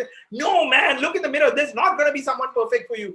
Just take what you're getting. You want to tell some people, but this stupid movie, it created this absolutely bullshit notion that there is someone perfect that's gonna come along. There is someone great that's gonna come. Not gonna come, buddy. Not gonna come. It doesn't happen in the real world. So for me, that movie I dislike for that reason. That just, you're right, the whole romanticization and the romanticization of the movie also, and just that whole concept of someone somewhere is made for you, and wait for the right person to come along. No, buddy, you might just be waiting too long. You might cross your expiry date. Yeah, so it's just just the dancing and the, oh my god, just like I don't have a problem with those things. I mean, I mean, I think I have a problem with music. Like I just didn't like it. I think I like some musicals. Like I like there are a few that I like, but you like Hum Aapke Kaun, man. Yeah, there you go. So that's a musical that I like, and I know all the songs by heart. So I have a problem. But yeah, I couldn't endure it. I've tried to see. Tal was it was okay. The music was actually quite good. Yeah, the music of Tal was really good, and Akshay Khanna was really good. Yeah, Akshay Khanna is always so good. Yeah, he's just so underrated. You know what? You're right. I'm going to remove Tal from the list. I think it wasn't as bad as I think. Yeah, it can't be on top 3 hated films and all. Yeah, that's true. I think, but Dil To Pagal Hai stays there. Because Dil To Pagal Hai, my wife loves, my sister loves, and I'm just, every time the movie comes, I have to watch it with them. And I'm like, this is so goddamn irritating. Why can't these guys find somebody else or get another job? Dancing is not going to work for all of you. Like, I know that it's the worst thing to say as a comedian to people, that your dreams will not come true. But it just you know what? As a parent, I'm like, maths bhi pad lo. Like, it just irritates me, that movie of these people dancing. Oh, I don't know. So let's get how many people liked.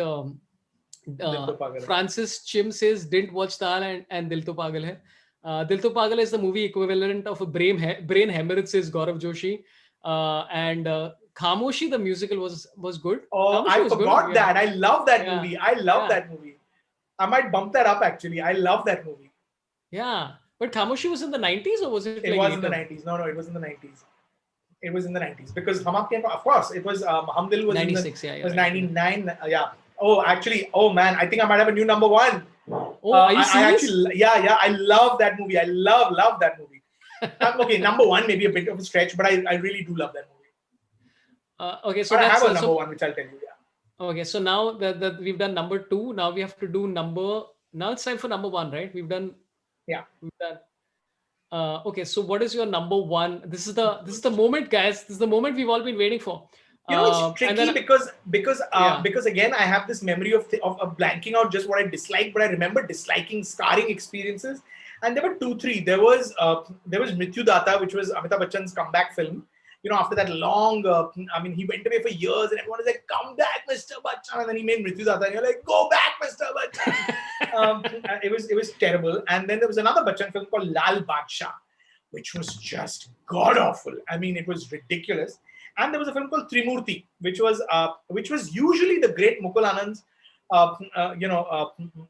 sort of. It was a sequel bad. to Tridev, right? No, it wasn't. It was on its own. It was Jackie, Anil Kapoor, and Shah Rukh Khan. It was just terrible. And now, if you ask me in detail, it'll be tricky because I don't remember those films in detail because I blank out bad memories. But I just remember those. And Trimurti was the multi-starrer. It was the biggest film of its time. Mukul Anand coming after. I don't remember what was his last film, but Khuda Gawah or something. And Subhash Ghai after Pardesh. So it was like, the biggest producer and the biggest director getting together to make this. And it was Shah Rukh at his. It was supposed to be Sanjay Dutt, but then Sanjay Dutt had just got arrested, so it became Anil Kapoor. I mean, it was the biggest cast of its time, and it just turned out to be rubbish, absolute rubbish. And both filmmakers then, of course, went on to make better films, both Mukul and Subhash Ghai, but also Mrityu Datta and Lal Badshah. I can't remember them. I just remember them being atrocious. I remember suffering in the cinema. I just remember, and it can do that.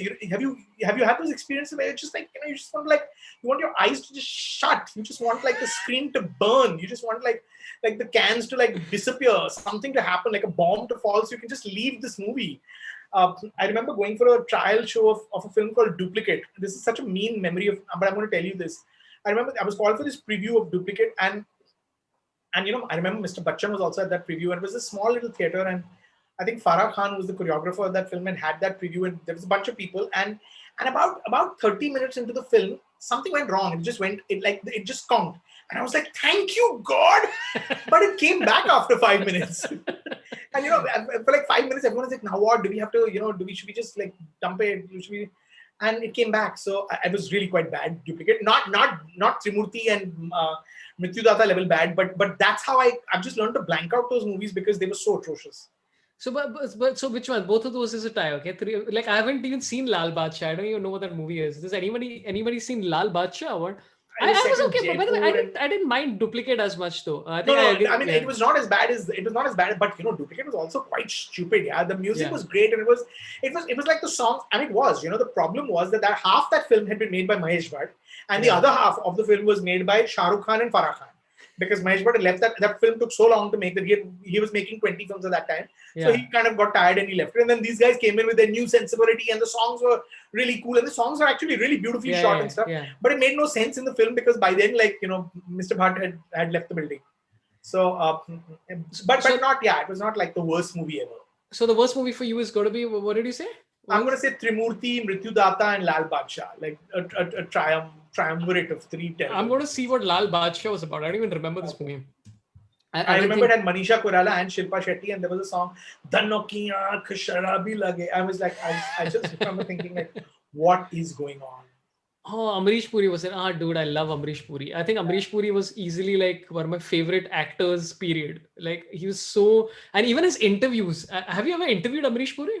I never interviewed him, but I was shit scared of him. Can I tell you give you a little anecdote? Yeah. Yes, please. So I remember it was an IFA award press conference that was happening in Singapore, and there was Critic, Preeti Zinta, Farhan Akhtar, someone else, and Amrish Puri. And after the press conference got over, everyone was taking pictures with everyone wanted to take pictures with Ritik and Preeti, and of course, as young kids would go and take the stars, and Amrish Puri, who's this legend and the senior guy, was just standing around, waiting to be told what he has to do next. And then someone went and said, "Mr. Can I take a picture with you?" And before even he could get an answer, he went and put his arm around Amrish Puri. That baritone. I mean, he gave it to that guy. The room fell silent. Like Hrithik Roshan, Preeti Zinta, I mean, everyone looked like they'd seen a ghost. That room went silent. And everyone, and that guy, that poor kid who, of course, it was inappropriate. You don't go put your arm around someone without knowing it. But that guy, wanted the earth to open up and obviously die. He slunk away. Like the definition of slunk is what he did. He slunk away. And then a minute later, there's this booming voice calling out to him saying, "Now take the picture, nah." I think that guy just died or something. I mean, and he came and he must have been he cowered and came back just because he didn't want to be whacked or something. So that's my Amrish Puri memory. Yeah, so Amrish Puri, the weirdest thing I've ever remembered about Amrish Puri was he gave an interview once and somebody asked him कि आप अपनी fitness ऐसे कैसे maintain करते हो? And Amrish Puri said कि सोचो कि तुम्हारा जो पेट है वो एक मुट्ठी भर है. तो पूरे दिन मैं बस मुट्ठी भर खाना खाता हूँ. And I was like, wow, and I'm sure he does. I'm sure he did, like when he was like at his prime. But I've seen there's multiple interviews of Amrish Puri being interviewed, and like people who underestimate the gravitas and this thing of this guy, and he just like he just in 1 second they're intimidated. And listen, if by the way, if I saw like the lineup of people, as you said, like, and I love Ritik and I love who else did you say? It was Preeti Zinta and Preeti Zinta's great, yeah, Farhana, all of them. But I would hundreds. Amrish Puri would be the person I'd go to. Yeah. But you know, these are not cinephiles. I mean, they're talking about it's Singapore, it's fans, it's little kids, little girls, you know, have a picture of that. And you know, in the midst of all this, that voice like silencing that room, like, oh.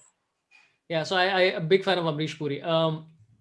So Amrish Puri was in Lal Badshah. That's why we're mentioning this. Okay, so I'm going to tell you my number one worst movie, and this is okay. I'm confused. Okay, now you tell me one of these is an entry that is probably allowed, and the other one, actually, you know what? I'm just going to go for it, which is the best worst movie of the 90s. And it's a legendary movie, and it's probably not a mainstream movie, but hey, you told me we couldn't have non-mainstream, so I didn't pick like Bandit Queen and all of my favorites because anyway, okay. Yeah. Gunda, what are you picking? Yeah, I mean, is it allowed to pick Gunda? It's not mainstream. Yeah, of course. No, it is. It was. I mean, it's not mainstream. No, it is mainstream. And you're right. But I don't know if it's a worst film. You know, it's given so much joy. It's given so much joy to people. But that's what I'm saying. Best worst. It's it wasn't intended like that. Yeah, I suppose. It's like, it's, you know what, how you were saying earlier that you sometimes are watching a movie and you're like, I want this to end because it's so bad. But with Gunda, you're like, where is the sequel? It's so bad. I need another one. Correct. So, you know, I'll tell you. So, you know, critics don't have that sort of, like, it's for us. So much of our life is watching bad movies that you just want the bad ones to end. You don't really want a sequel to it. I mean, if your job is that, I've noticed, you know, very often, like, I won't agree with people who have like some really bad films. I mean, you know, Dunno Why, Na Jaane Kyun, you know, one of the worst movies ever made and all that. But, and you know, people go, oh, this is so much fun. I was like, it wasn't fun. I mean, it was torture. I can see why you'd appreciate it. But if it was a job and you're already watching bad films, then critics, I think, have a little bit less appreciation for these so bad that they're good movies. Yeah. Which is Dunno Why was Jaane Kyun?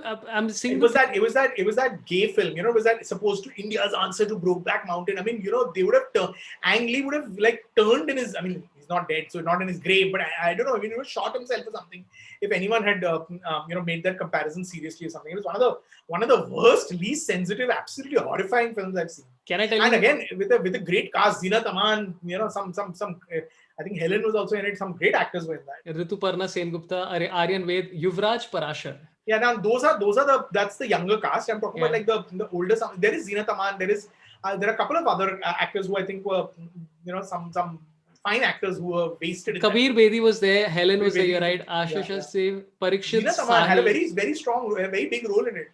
Yeah, I can't even begin to tell you. Her pervert boss makes her go to a lingerie shop and sees this mannequin in a bikini and says, "You should buy this. I'm imagining you in this." I mean, it was horrifying, is not the word. Well, can I tell you a wonderful piece of trivia? Yes. The lead actor of Dunno Why Jaane Kyun is also the lead actor of the one movie I was in. Oh my God, which movie? I should know this. In 2005, I did this movie, which is called Husn, Love and Betrayal. Your deep, dark, dirty secrets are coming out. I've spoken about it before, which is that I spoke about this, and the lead actor in that is this guy called Yuvraj Parashar, who happened to be in Dunno Why Jaane Kyun. And my sister recognized the poster and she's like, "Hey, isn't this your lead actor?" I'm like, "He's not my lead actor. He's a lead actor in Dunno Why Why was in that movie, Sorabh? One of bad month for comedy. Oh, you know what? I've always sometimes made decisions on the basis of this should be interesting. Right. As we should, yeah. Yeah, and so they offered, I think this is 2005. So we shot it in, I think 2005, I think I shot it. I was 25 at the time, 24 at the time, and I had no work and I was just open to doing anything and trying anything. And somebody said that, "Hey, we'll give you 35,000 rupees to do 10 days of shoot for this particular movie." And I was like, and it's not like you can say script dikhao. It's just like kal parso aana to aa jao. So the advance they gave me, I remember, was 10,000 rupees, and that's all I got. Oh shit. Yeah, after that, you didn't even get the whole thing. Oh. Yeah, I didn't get the whole thing. So yeah, I mean, it's interesting that you mentioned. But again, Gunda is best worst. I completely agree. By the way, Neeraj Vashisht has given a super chat saying, duplicate promotion. They produced 30 minutes show which aired on Doordarshan. I remember Yash Johar, producer, and Mahesh Bhatt, director, being in it. So not sure he had left in the middle.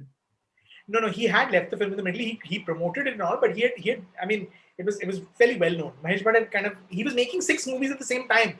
The joke used to be Mahesh Bhatt used to sit in the quadrangle of Mehboob studio, and in all sets, all different floors, there were different Mahesh Bhatt films going on. And one would be assigned to Tanuja Chandra, who would complete one film. That other one, Shah Rukh and Farah were making something else. Like Angare was being made at that time, and I think Goldie and Shrishti completed Angare. So it was. I mean, he may not have left the film, but I think he had, for all practical purposes, decided that I've done what I can do. Now you all complete it or whatever. I mean, like I'm still there for I'm blessing this project, but I'm not physically coming to the set. Okay, so I think he may have just come. I mean, for promotion, I'm sure he would have come because he's produced the movie and there's money riding on it and all that stuff. So there's a high chance that he would have. And again, I think, as you said, he didn't leave the movie because he hated it. He was just busy. That's right. He was just busy. Yeah. It just became his not a priority anymore. Yeah. By the way, a lot of people are now asking for Husn Love and Betrayal. You can, by the way, if anybody finds the YouTube clip of Husn Love and Betrayal, please watch, because there was one dialogue in the movie which I still to date do not understand. Okay, I'll give you the plot of this movie. Okay, here's what happens. Okay, so the hero is Yuvraj Parashar, and there's Netra Ranganathan. Who's very sweet. She was very sweet on the sets and like nice to me. And even the other actress, Pratima Katkar or something, she was very sweet to me as well. But so the plot is that there's this lady who's stalking him, who's Pratima Katkar, and then I have to investigate it or something. And then she runs me over with a bike in the middle of the road for whatever absurd reason. And the guy who played the guy riding her on the bike doesn't look at all like her. He's wearing a helmet, but he's got bulky shoulders. He rams into me. The guy was her stunt double. Yeah, because they didn't have money for a proper, like a female stunt double. So a random guy runs her over. The implication it's her. Now, here's what happens. I get run over, right? Now, I can't do the stunt of rolling over and dying, even though they said, can you do it? A bike hits you and you die. And I get injured. Okay. Sorry. Yeah. So I'm wearing a sort of hole wala t-shirt. You know those shirts that used to come that show your nips and your body as a person? Really? Fuck, this is a fashion fail, yeah. And I was weighing 88 kilos at the time. I had no body to show, okay? So I'm wearing this top and then I'm supposed to roll. And then the stunt guy comes and he's like, and I'm like, aapka top? He's like, hamare paas budget ek top ke liye. So I remove the top, give it to him. He rolls and he's even fatter than me. So this is a shot of me falling, then rolling. So anyway, I'm in the hospital and I find out that this lady is trying to run me over. So I call her up and I've seen her put some dead body somewhere. So I say on the phone, I'm like, मैंने तुम्हें कल देखा, तुम एक body को दफन कर रही थी कि दफना रही थी. I still don't understand what this dialogue means. Yeah, it doesn't make any sense. It means the same thing, right? Yeah, that's what I thought. And that's what I protested. I'm like, what does this mean? And the guy's like, just say it. मैंने बहुत सोच समझ के लिखा है इसको. I still don't understand this dialogue. Like 15 years later, I'm like, what did he mean? It kind of means the same thing, right? Yeah. Right. So please check out that. Lijo Matthew says correctly, yes. It was the. I noticed that is not on your list of top worst films. Oh, but it's in the 2000s, right? Yeah, it's not. It's clever, Sorabh, that you made sure this was all in the 90s. Yeah, exactly. No, but listen, when I call you back, my favorite movie is going to be Husn Love and Betrayal. Not worst. Oh. It's going to be my favorite movie. Okay, so we come to now okay, sorry. I'll take a couple of this thing. Neeraj Vashish says worst in Mrityu Datta, Nirupa Roy with fallen teeth. What is this story? Do you remember this at all? No, I don't. I just feel bad for Nirupa Roy that she was still playing his mom. Was she? I mean, if she couldn't have still been playing his mother in Mrityu Datta, which came out in '97. Yeah, I don't remember. I'm telling you, I really do have like this amnesia when it comes to those really bad films. Yeah, I think. But I just feel really bad for Nirupa Roy if they were still like flogging her to play his mother in '97. Nirupa Roy, it's not in the cast. It doesn't seem to be in the cast here. I don't think she was in the cast. Daler Mehendi was in Mrityu Datta, and he came with the song na na na na na. Oh, there you go. So see, there's some front side. Yeah. Okay, so what is your let's do this. What is your favorite movie from the 90s? So I'm going to go with Jo Jeeta Bhai Sikandar. I love that film. I just love that film. I thought it was great fun. I thought it spoke to a generation. It was I have this thing. I feel like there are some films. I have this list. I keep making a mental list of films that I wish I could live inside. You know, you love it so much. You wish you could be in that world, and that is that film for me. I mean, you know, it's a sports film, but it's also about family. It's also about brotherly bond. It's about romance. It's about class. You know, it was just. I mean, I love everything about that film. Absolutely love that film. Yeah, Joji Al Sikandar was just fun, and Pooja Bedi was. Like, oh my God, she's gorgeous in the movie. And it also stuck to the zone it was in from start to finish. Correct. It was sort of Except I still don't understand the thing of fourth gear. Right. I mean, if he could use it earlier, he could just have used it earlier. I mean, it's not a great suggestion to make that by gear badal. वो तो पहले भी कर सकता था. Like he was not aware of it. Or, I mean, I'm sure if you're a cyclist, somebody tell me that like what is the. But that model college was what is their college? Rajput College. Great movie, great choice, super choice. I really love that film. Yeah. And Mansoor Khan, great director, man. A guy who didn't get his due. You know, Qiyamat Se Qiyamat Tak. This he made. He also made Akele Hum Akele Tum, which was a complete copy of Kramer versus Kramer, but very nicely done. He drew out some beautiful performances, and even the other film here, Josh, I thought he made quite well. I mean, I just wanted to say Mansoor Khan.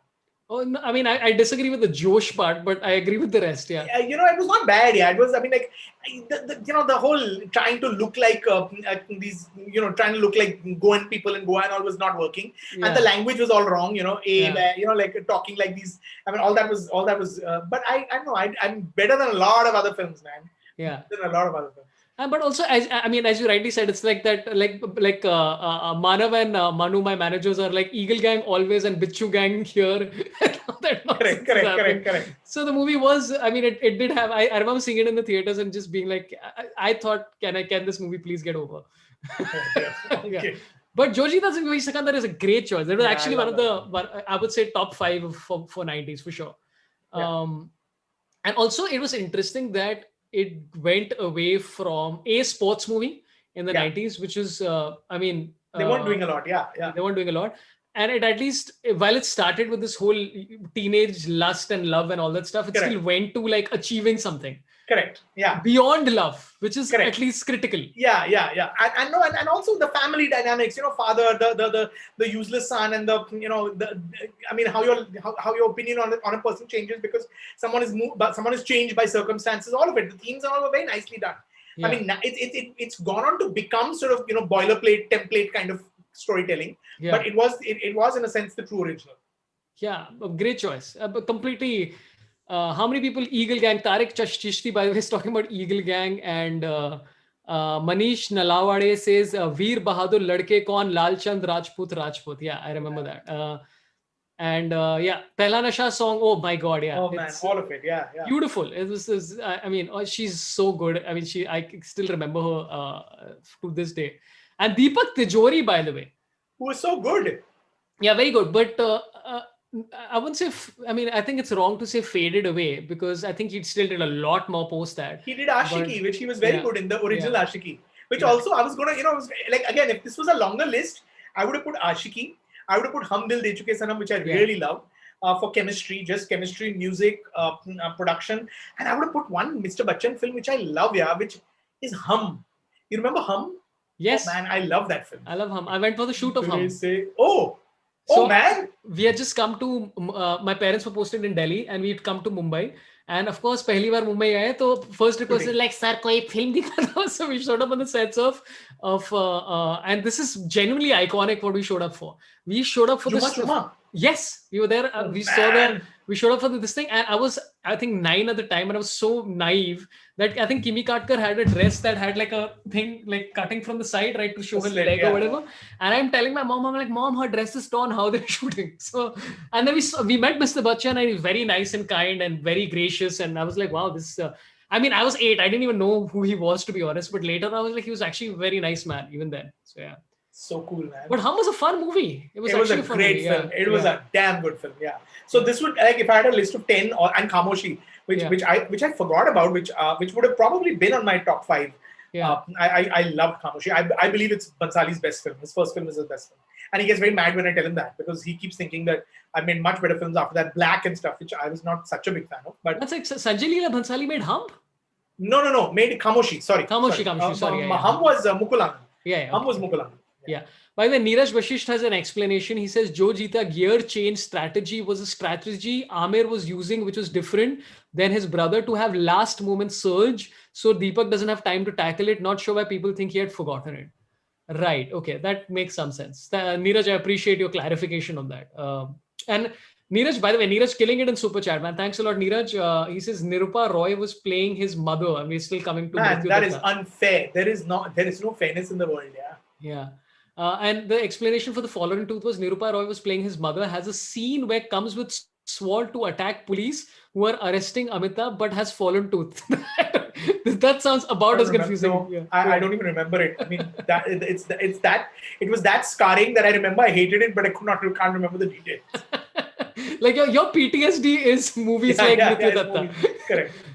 By the way, Hema Sita Ramai, thanks a lot for your super chat. Really appreciate it. I'm going to tell you my number one movie in the 90s, and I'm very happy to say that this is a movie that it's actually a good movie. Okay, and I've seen this movie. This is the other VHS tape that I had, and I've seen this movie as a child, as a 9-year-old. Not appropriate for me to probably watch this movie, especially because there was liberal use of the word bastard in it.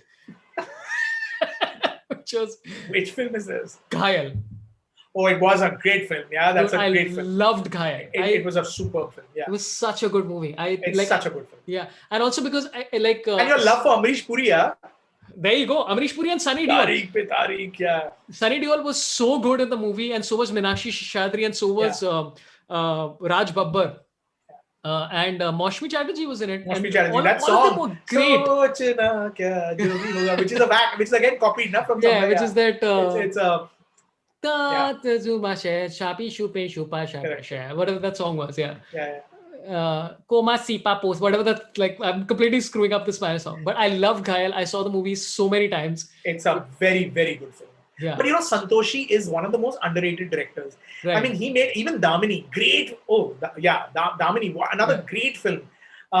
These were and again the versatility. The same guy who makes Ghayal, makes Damini, makes Andaz Apna Apna. Makes what was the Ranbir and which is a stupid film, but again mad. It commits to the lunacy. The one where he goes through the poster. There's Hero something. No, that Phata poster is Shahid. No, but Ranbir and Katrina. I forget. I'm blanking out now. But search for it. Yeah. I mean, just the versatility of Santoshi. And even Ghatak. I'm not being able to find Rubaru. No, that's not it. I can't believe I've forgotten. What are we talking about? Which one? Ranbir. Yeah. Ajab Prem Ki Gajab Kahani. Ajab Prem Ki Gajab Kahani. Right. Yeah. That was the one. This is when you're getting really old, man. Wow, it made a lot of money. That movie had moments. Ajab Prem could have been like. It could have been an Andaz Apna Apna, but it wasn't. I mean, it didn't commit entirely to the lunacy in the way that Andaz Apna Apna did, but it had its. And I remember seeing it and thinking, that's the movie I remember like not liking a lot of, and being in a theater that was cracking up. Yeah. And then kind of watching it over and over again and saying there was something. It was good. It was good. And so sorry. So yeah, we were just taking off from Santoshi but Ghayal was just incredible, and that was his first film. Oh yeah, it was his first film. Yeah. His first film. Yeah. So I think there was a party happening somewhere, and I remember Raj Babbar being there, and it was the first where you're breathing the same air as an actor or a star, right? And I remember just standing like I said, I think 11-year-old kid or something in this thing and just staring at him, and in my head my thoughts are like, "Par ye to zinda hai," right? Because you saw it as a child, you're like Ghayal, and that whole, and again the some of the dialogues are ridiculous, but so good. 2.5 kilo ka haath and all, yeah. Yeah, 2.5 kilo ka haath, but also I think the one was that Brashtachar or something, Hashar or Ma ka doodh piya hai, like, and Main tera khoon pee jaunga, which is like a very theme in the Deol family. Which is the Dharmendra, yeah, correct. Yeah. Where they just want to drink people's blood, and which I had a joke ages back, which is about them being vampires. And like they're just trying to hide it for a while. But Sunny Deol, I think whether it's whatever he's doing, such a fine actor. That's true. Yeah. And then you see him in a movie like New York. And you're like, what happened here? But still, I'm a big fan of Sunny Deol. So easily, Ghayal, Neeraj Vashish that's a says, great choice. Actually, that's a really good choice. Yeah. I'm surprised actually that I made a good choice after putting Hasina Maan Jayegi as number 2. That's true. Yeah, you have very eclectic tastes, man. Neeraj Vashish says Deol was more entertaining. Movie was Ghatak, was not consistent, but dialogue after dialogue. I haven't seen Ghatak. How was Ghatak? It was very good. It was very good. But no, I don't agree. I think Ghayal was better. I think even Damini was better. Right. But Damini, of course, he was not the. I mean, he came in. I mean, what an introduction scene in Damini. Yeah. But no, I still think Ghayal was far better. It was also the return of the angry young man, right? Like after Bachchan, this was the first guy in this way. I mean, the way that he was presented, I will right every wrong. I mean, no, I believe that Ghayal was far better than Ghatak. Though Ghatak was also very, very good. Yeah, and also it gets about the whole revenge for brother, which is an interesting theme. So yeah, I'll what are the movies that missed out for you? What are the movies? So, I was saying, Hum definitely missed for me.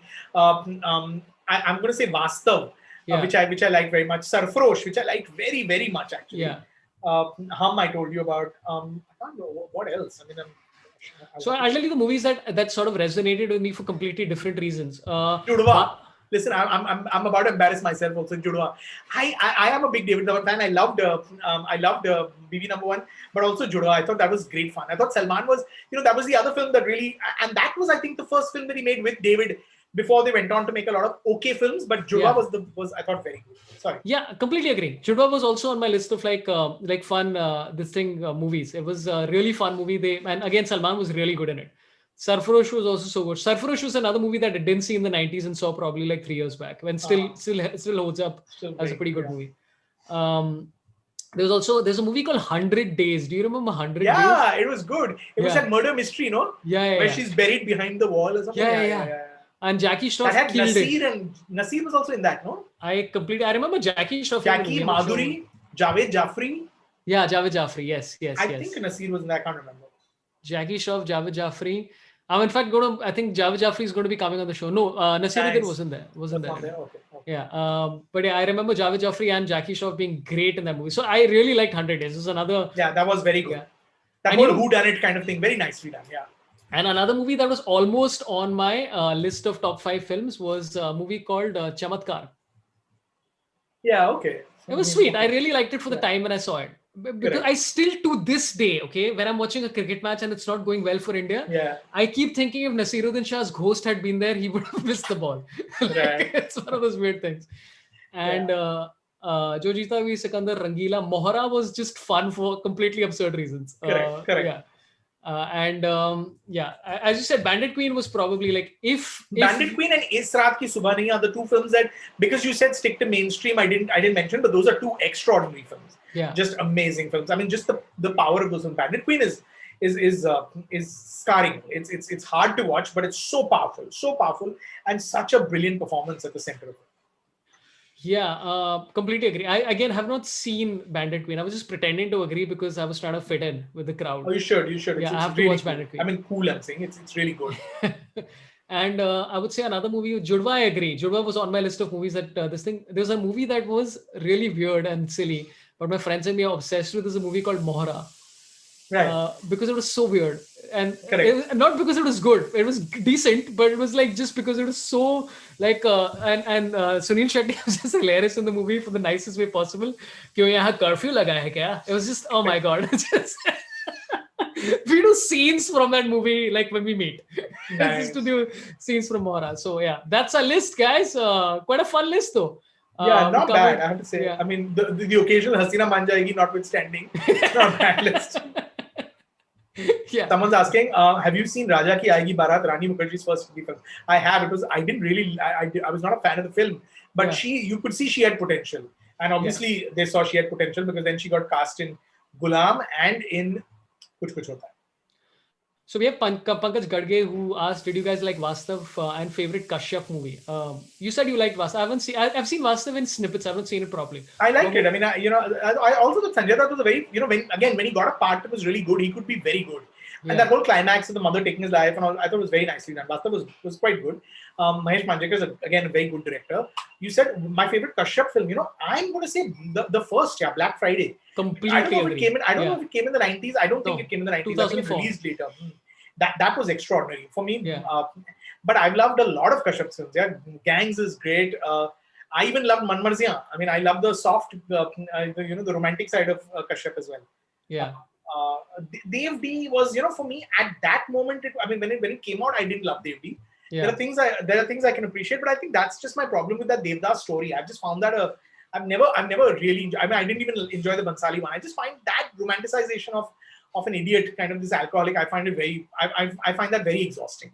Yeah. Of course, the Kashyap brought so much style to it, but just that basic story, I find just boring. I mean, I like romanticization of alcoholics, but not towards love. Like as an alcoholic myself, I mean, I want us to be romanticized for like art or something, not for just obsession over some person, which is again one of my biggest grouse against Indian stories, which is constantly on and on about love. It gets so exhausting. But Pankaj Gadge also asked favorite Marathi movies. Did you like Black Friday? Loved Black Friday. My favorite Marathi film is Killa. I love Killa, which was made by Avinash Arun. But I also love Shwas. Yeah. I really enjoyed Natrang, especially for Atul Kulkarni's performance more than even the film. Natrang was the one with the buried treasure. No. Natrang is the dancer, not the musician. The one with Atul Kulkarni. Yeah. But Killa is the absolute one to watch if you haven't watched it. It's just outstanding. It's just a coming of age film. Yeah. And I like those. I like a lot of the coming of age. So I love Udan. I love those kind of films. So Killa was just, and it's so beautifully atmospheric, and it's just so full of feeling. And it's got Amrita Subhash, who's such a wonderful actress. So Killa would be my favorite. I also love Shwas, the grandfather's son, and the grandson, the blind child. I would say Court. The Court, of course. God, I forgot Court. Of course. Yeah. Court is incredible. Court is absolutely. Yeah, it's a movie I recommend to everybody all the time. I'm like, please go watch Court. My mom also watched it. She also loved it. And again, a very important story about casteism and it's I think especially for somebody like me who comes from a metro, has not like really witnessed a lot of this stuff and doesn't realize this thing. So it's a very important movie. And I would say that if you're especially young, please watch the movie. Very important film to watch. Court is, I think it's on Netflix. And oh God, I got to talk to the director of it. I think I was trying to get him on the show as well. He's so incredible. He's so talented. He's made a new film, which I'm dying to see, but I haven't yet seen. It's called The Disciple. Oh, nice. Oh, wow. Chaitanya Tamhane. Yeah. I DM'd him on Facebook. Like when I go crazy about a thing, I just keep DMing people. I'm like, I loved your movie. And they're like, relax, dude. Did you love it when you saw it? Did you watch it when it came out, or did you watch it like 3 years later? Oh, much later. I watch everything late. It's just unless I've seen it in the theater, I'm going to miss it. That's why I miss the theater, because I'm like, I know that I'm not going to watch it. Not going to watch these things. Like even Scam 1992, I would have 100% seen it, but I would have seen it a month later. But then I was interviewing the cast. I'm like, this is something that's happened organically. I got to tell you about, and people asking about Tumbad, which again, Tumbad was another extraordinary film. Was it a Marathi film? Was it a Marathi film? Was it a Hindi film? Tumbad was Hindi, yeah. But yeah, Tumbad is one of my favorite films in the last decade. Forget just India, the way that just it generally merges sort of history and fantasy and horror and mythology. I mean, very nice. Have you seen the deleted scenes? No. It's on YouTube. It's quite interesting, the choices that they made. Right? This is going to be a spoiler, so I'm just saying that if you've not seen Tumbad, just whatever, is that I didn't realize that it was set in the time when it was set. Right. And until they revealed it very subtly. So in a lot of the deleted scenes, they were not revealing it subtly. And I think that's the reasons they dropped it. Because they actually talk about the... the time. So, anyway, this has been really, really interesting. Thank you. I really enjoyed this, man. It's great fun. Thank you. We got to do 2000s also. Now we'll do every decade. We'll do 2030 also in advance. Yeah, every day we do. I really appreciate your time. You gave us a lot of time over 2 hours. Thank you. I really enjoyed this. This was nice to kind of revisit films that I'd loved. And it's always fun kind of, chatting with someone else who loves the movies as much as you do. Yeah. So thank you. This was great fun. I hope everyone who... Someone says, I hope we get to see Hera Pheri 3 by 2030. Isn't there a Hera Pheri 3 already? Did they make it? But Hera Pheri is a good... I don't know. Hera Pheri must have been in the 90s. Oh, no. Probably not. No, I don't 2000s, yeah. 2000, he says. Okay. Yeah, Hera Fairy 3 is releasing in 2021 apparently. Oh, Hera Fairy just missed the mark for the 90s or 2000 film. But 2000 and 2001 was a great year. Actually, we should do one show just in 2001. That's the year that had Lagan and Dil Chahta Hai and Gadar and Chandni Bar and Kabhi Khushi Kabhi Gum. And I think it had Company, if I'm not mistaken, the same year. That 1 year was just...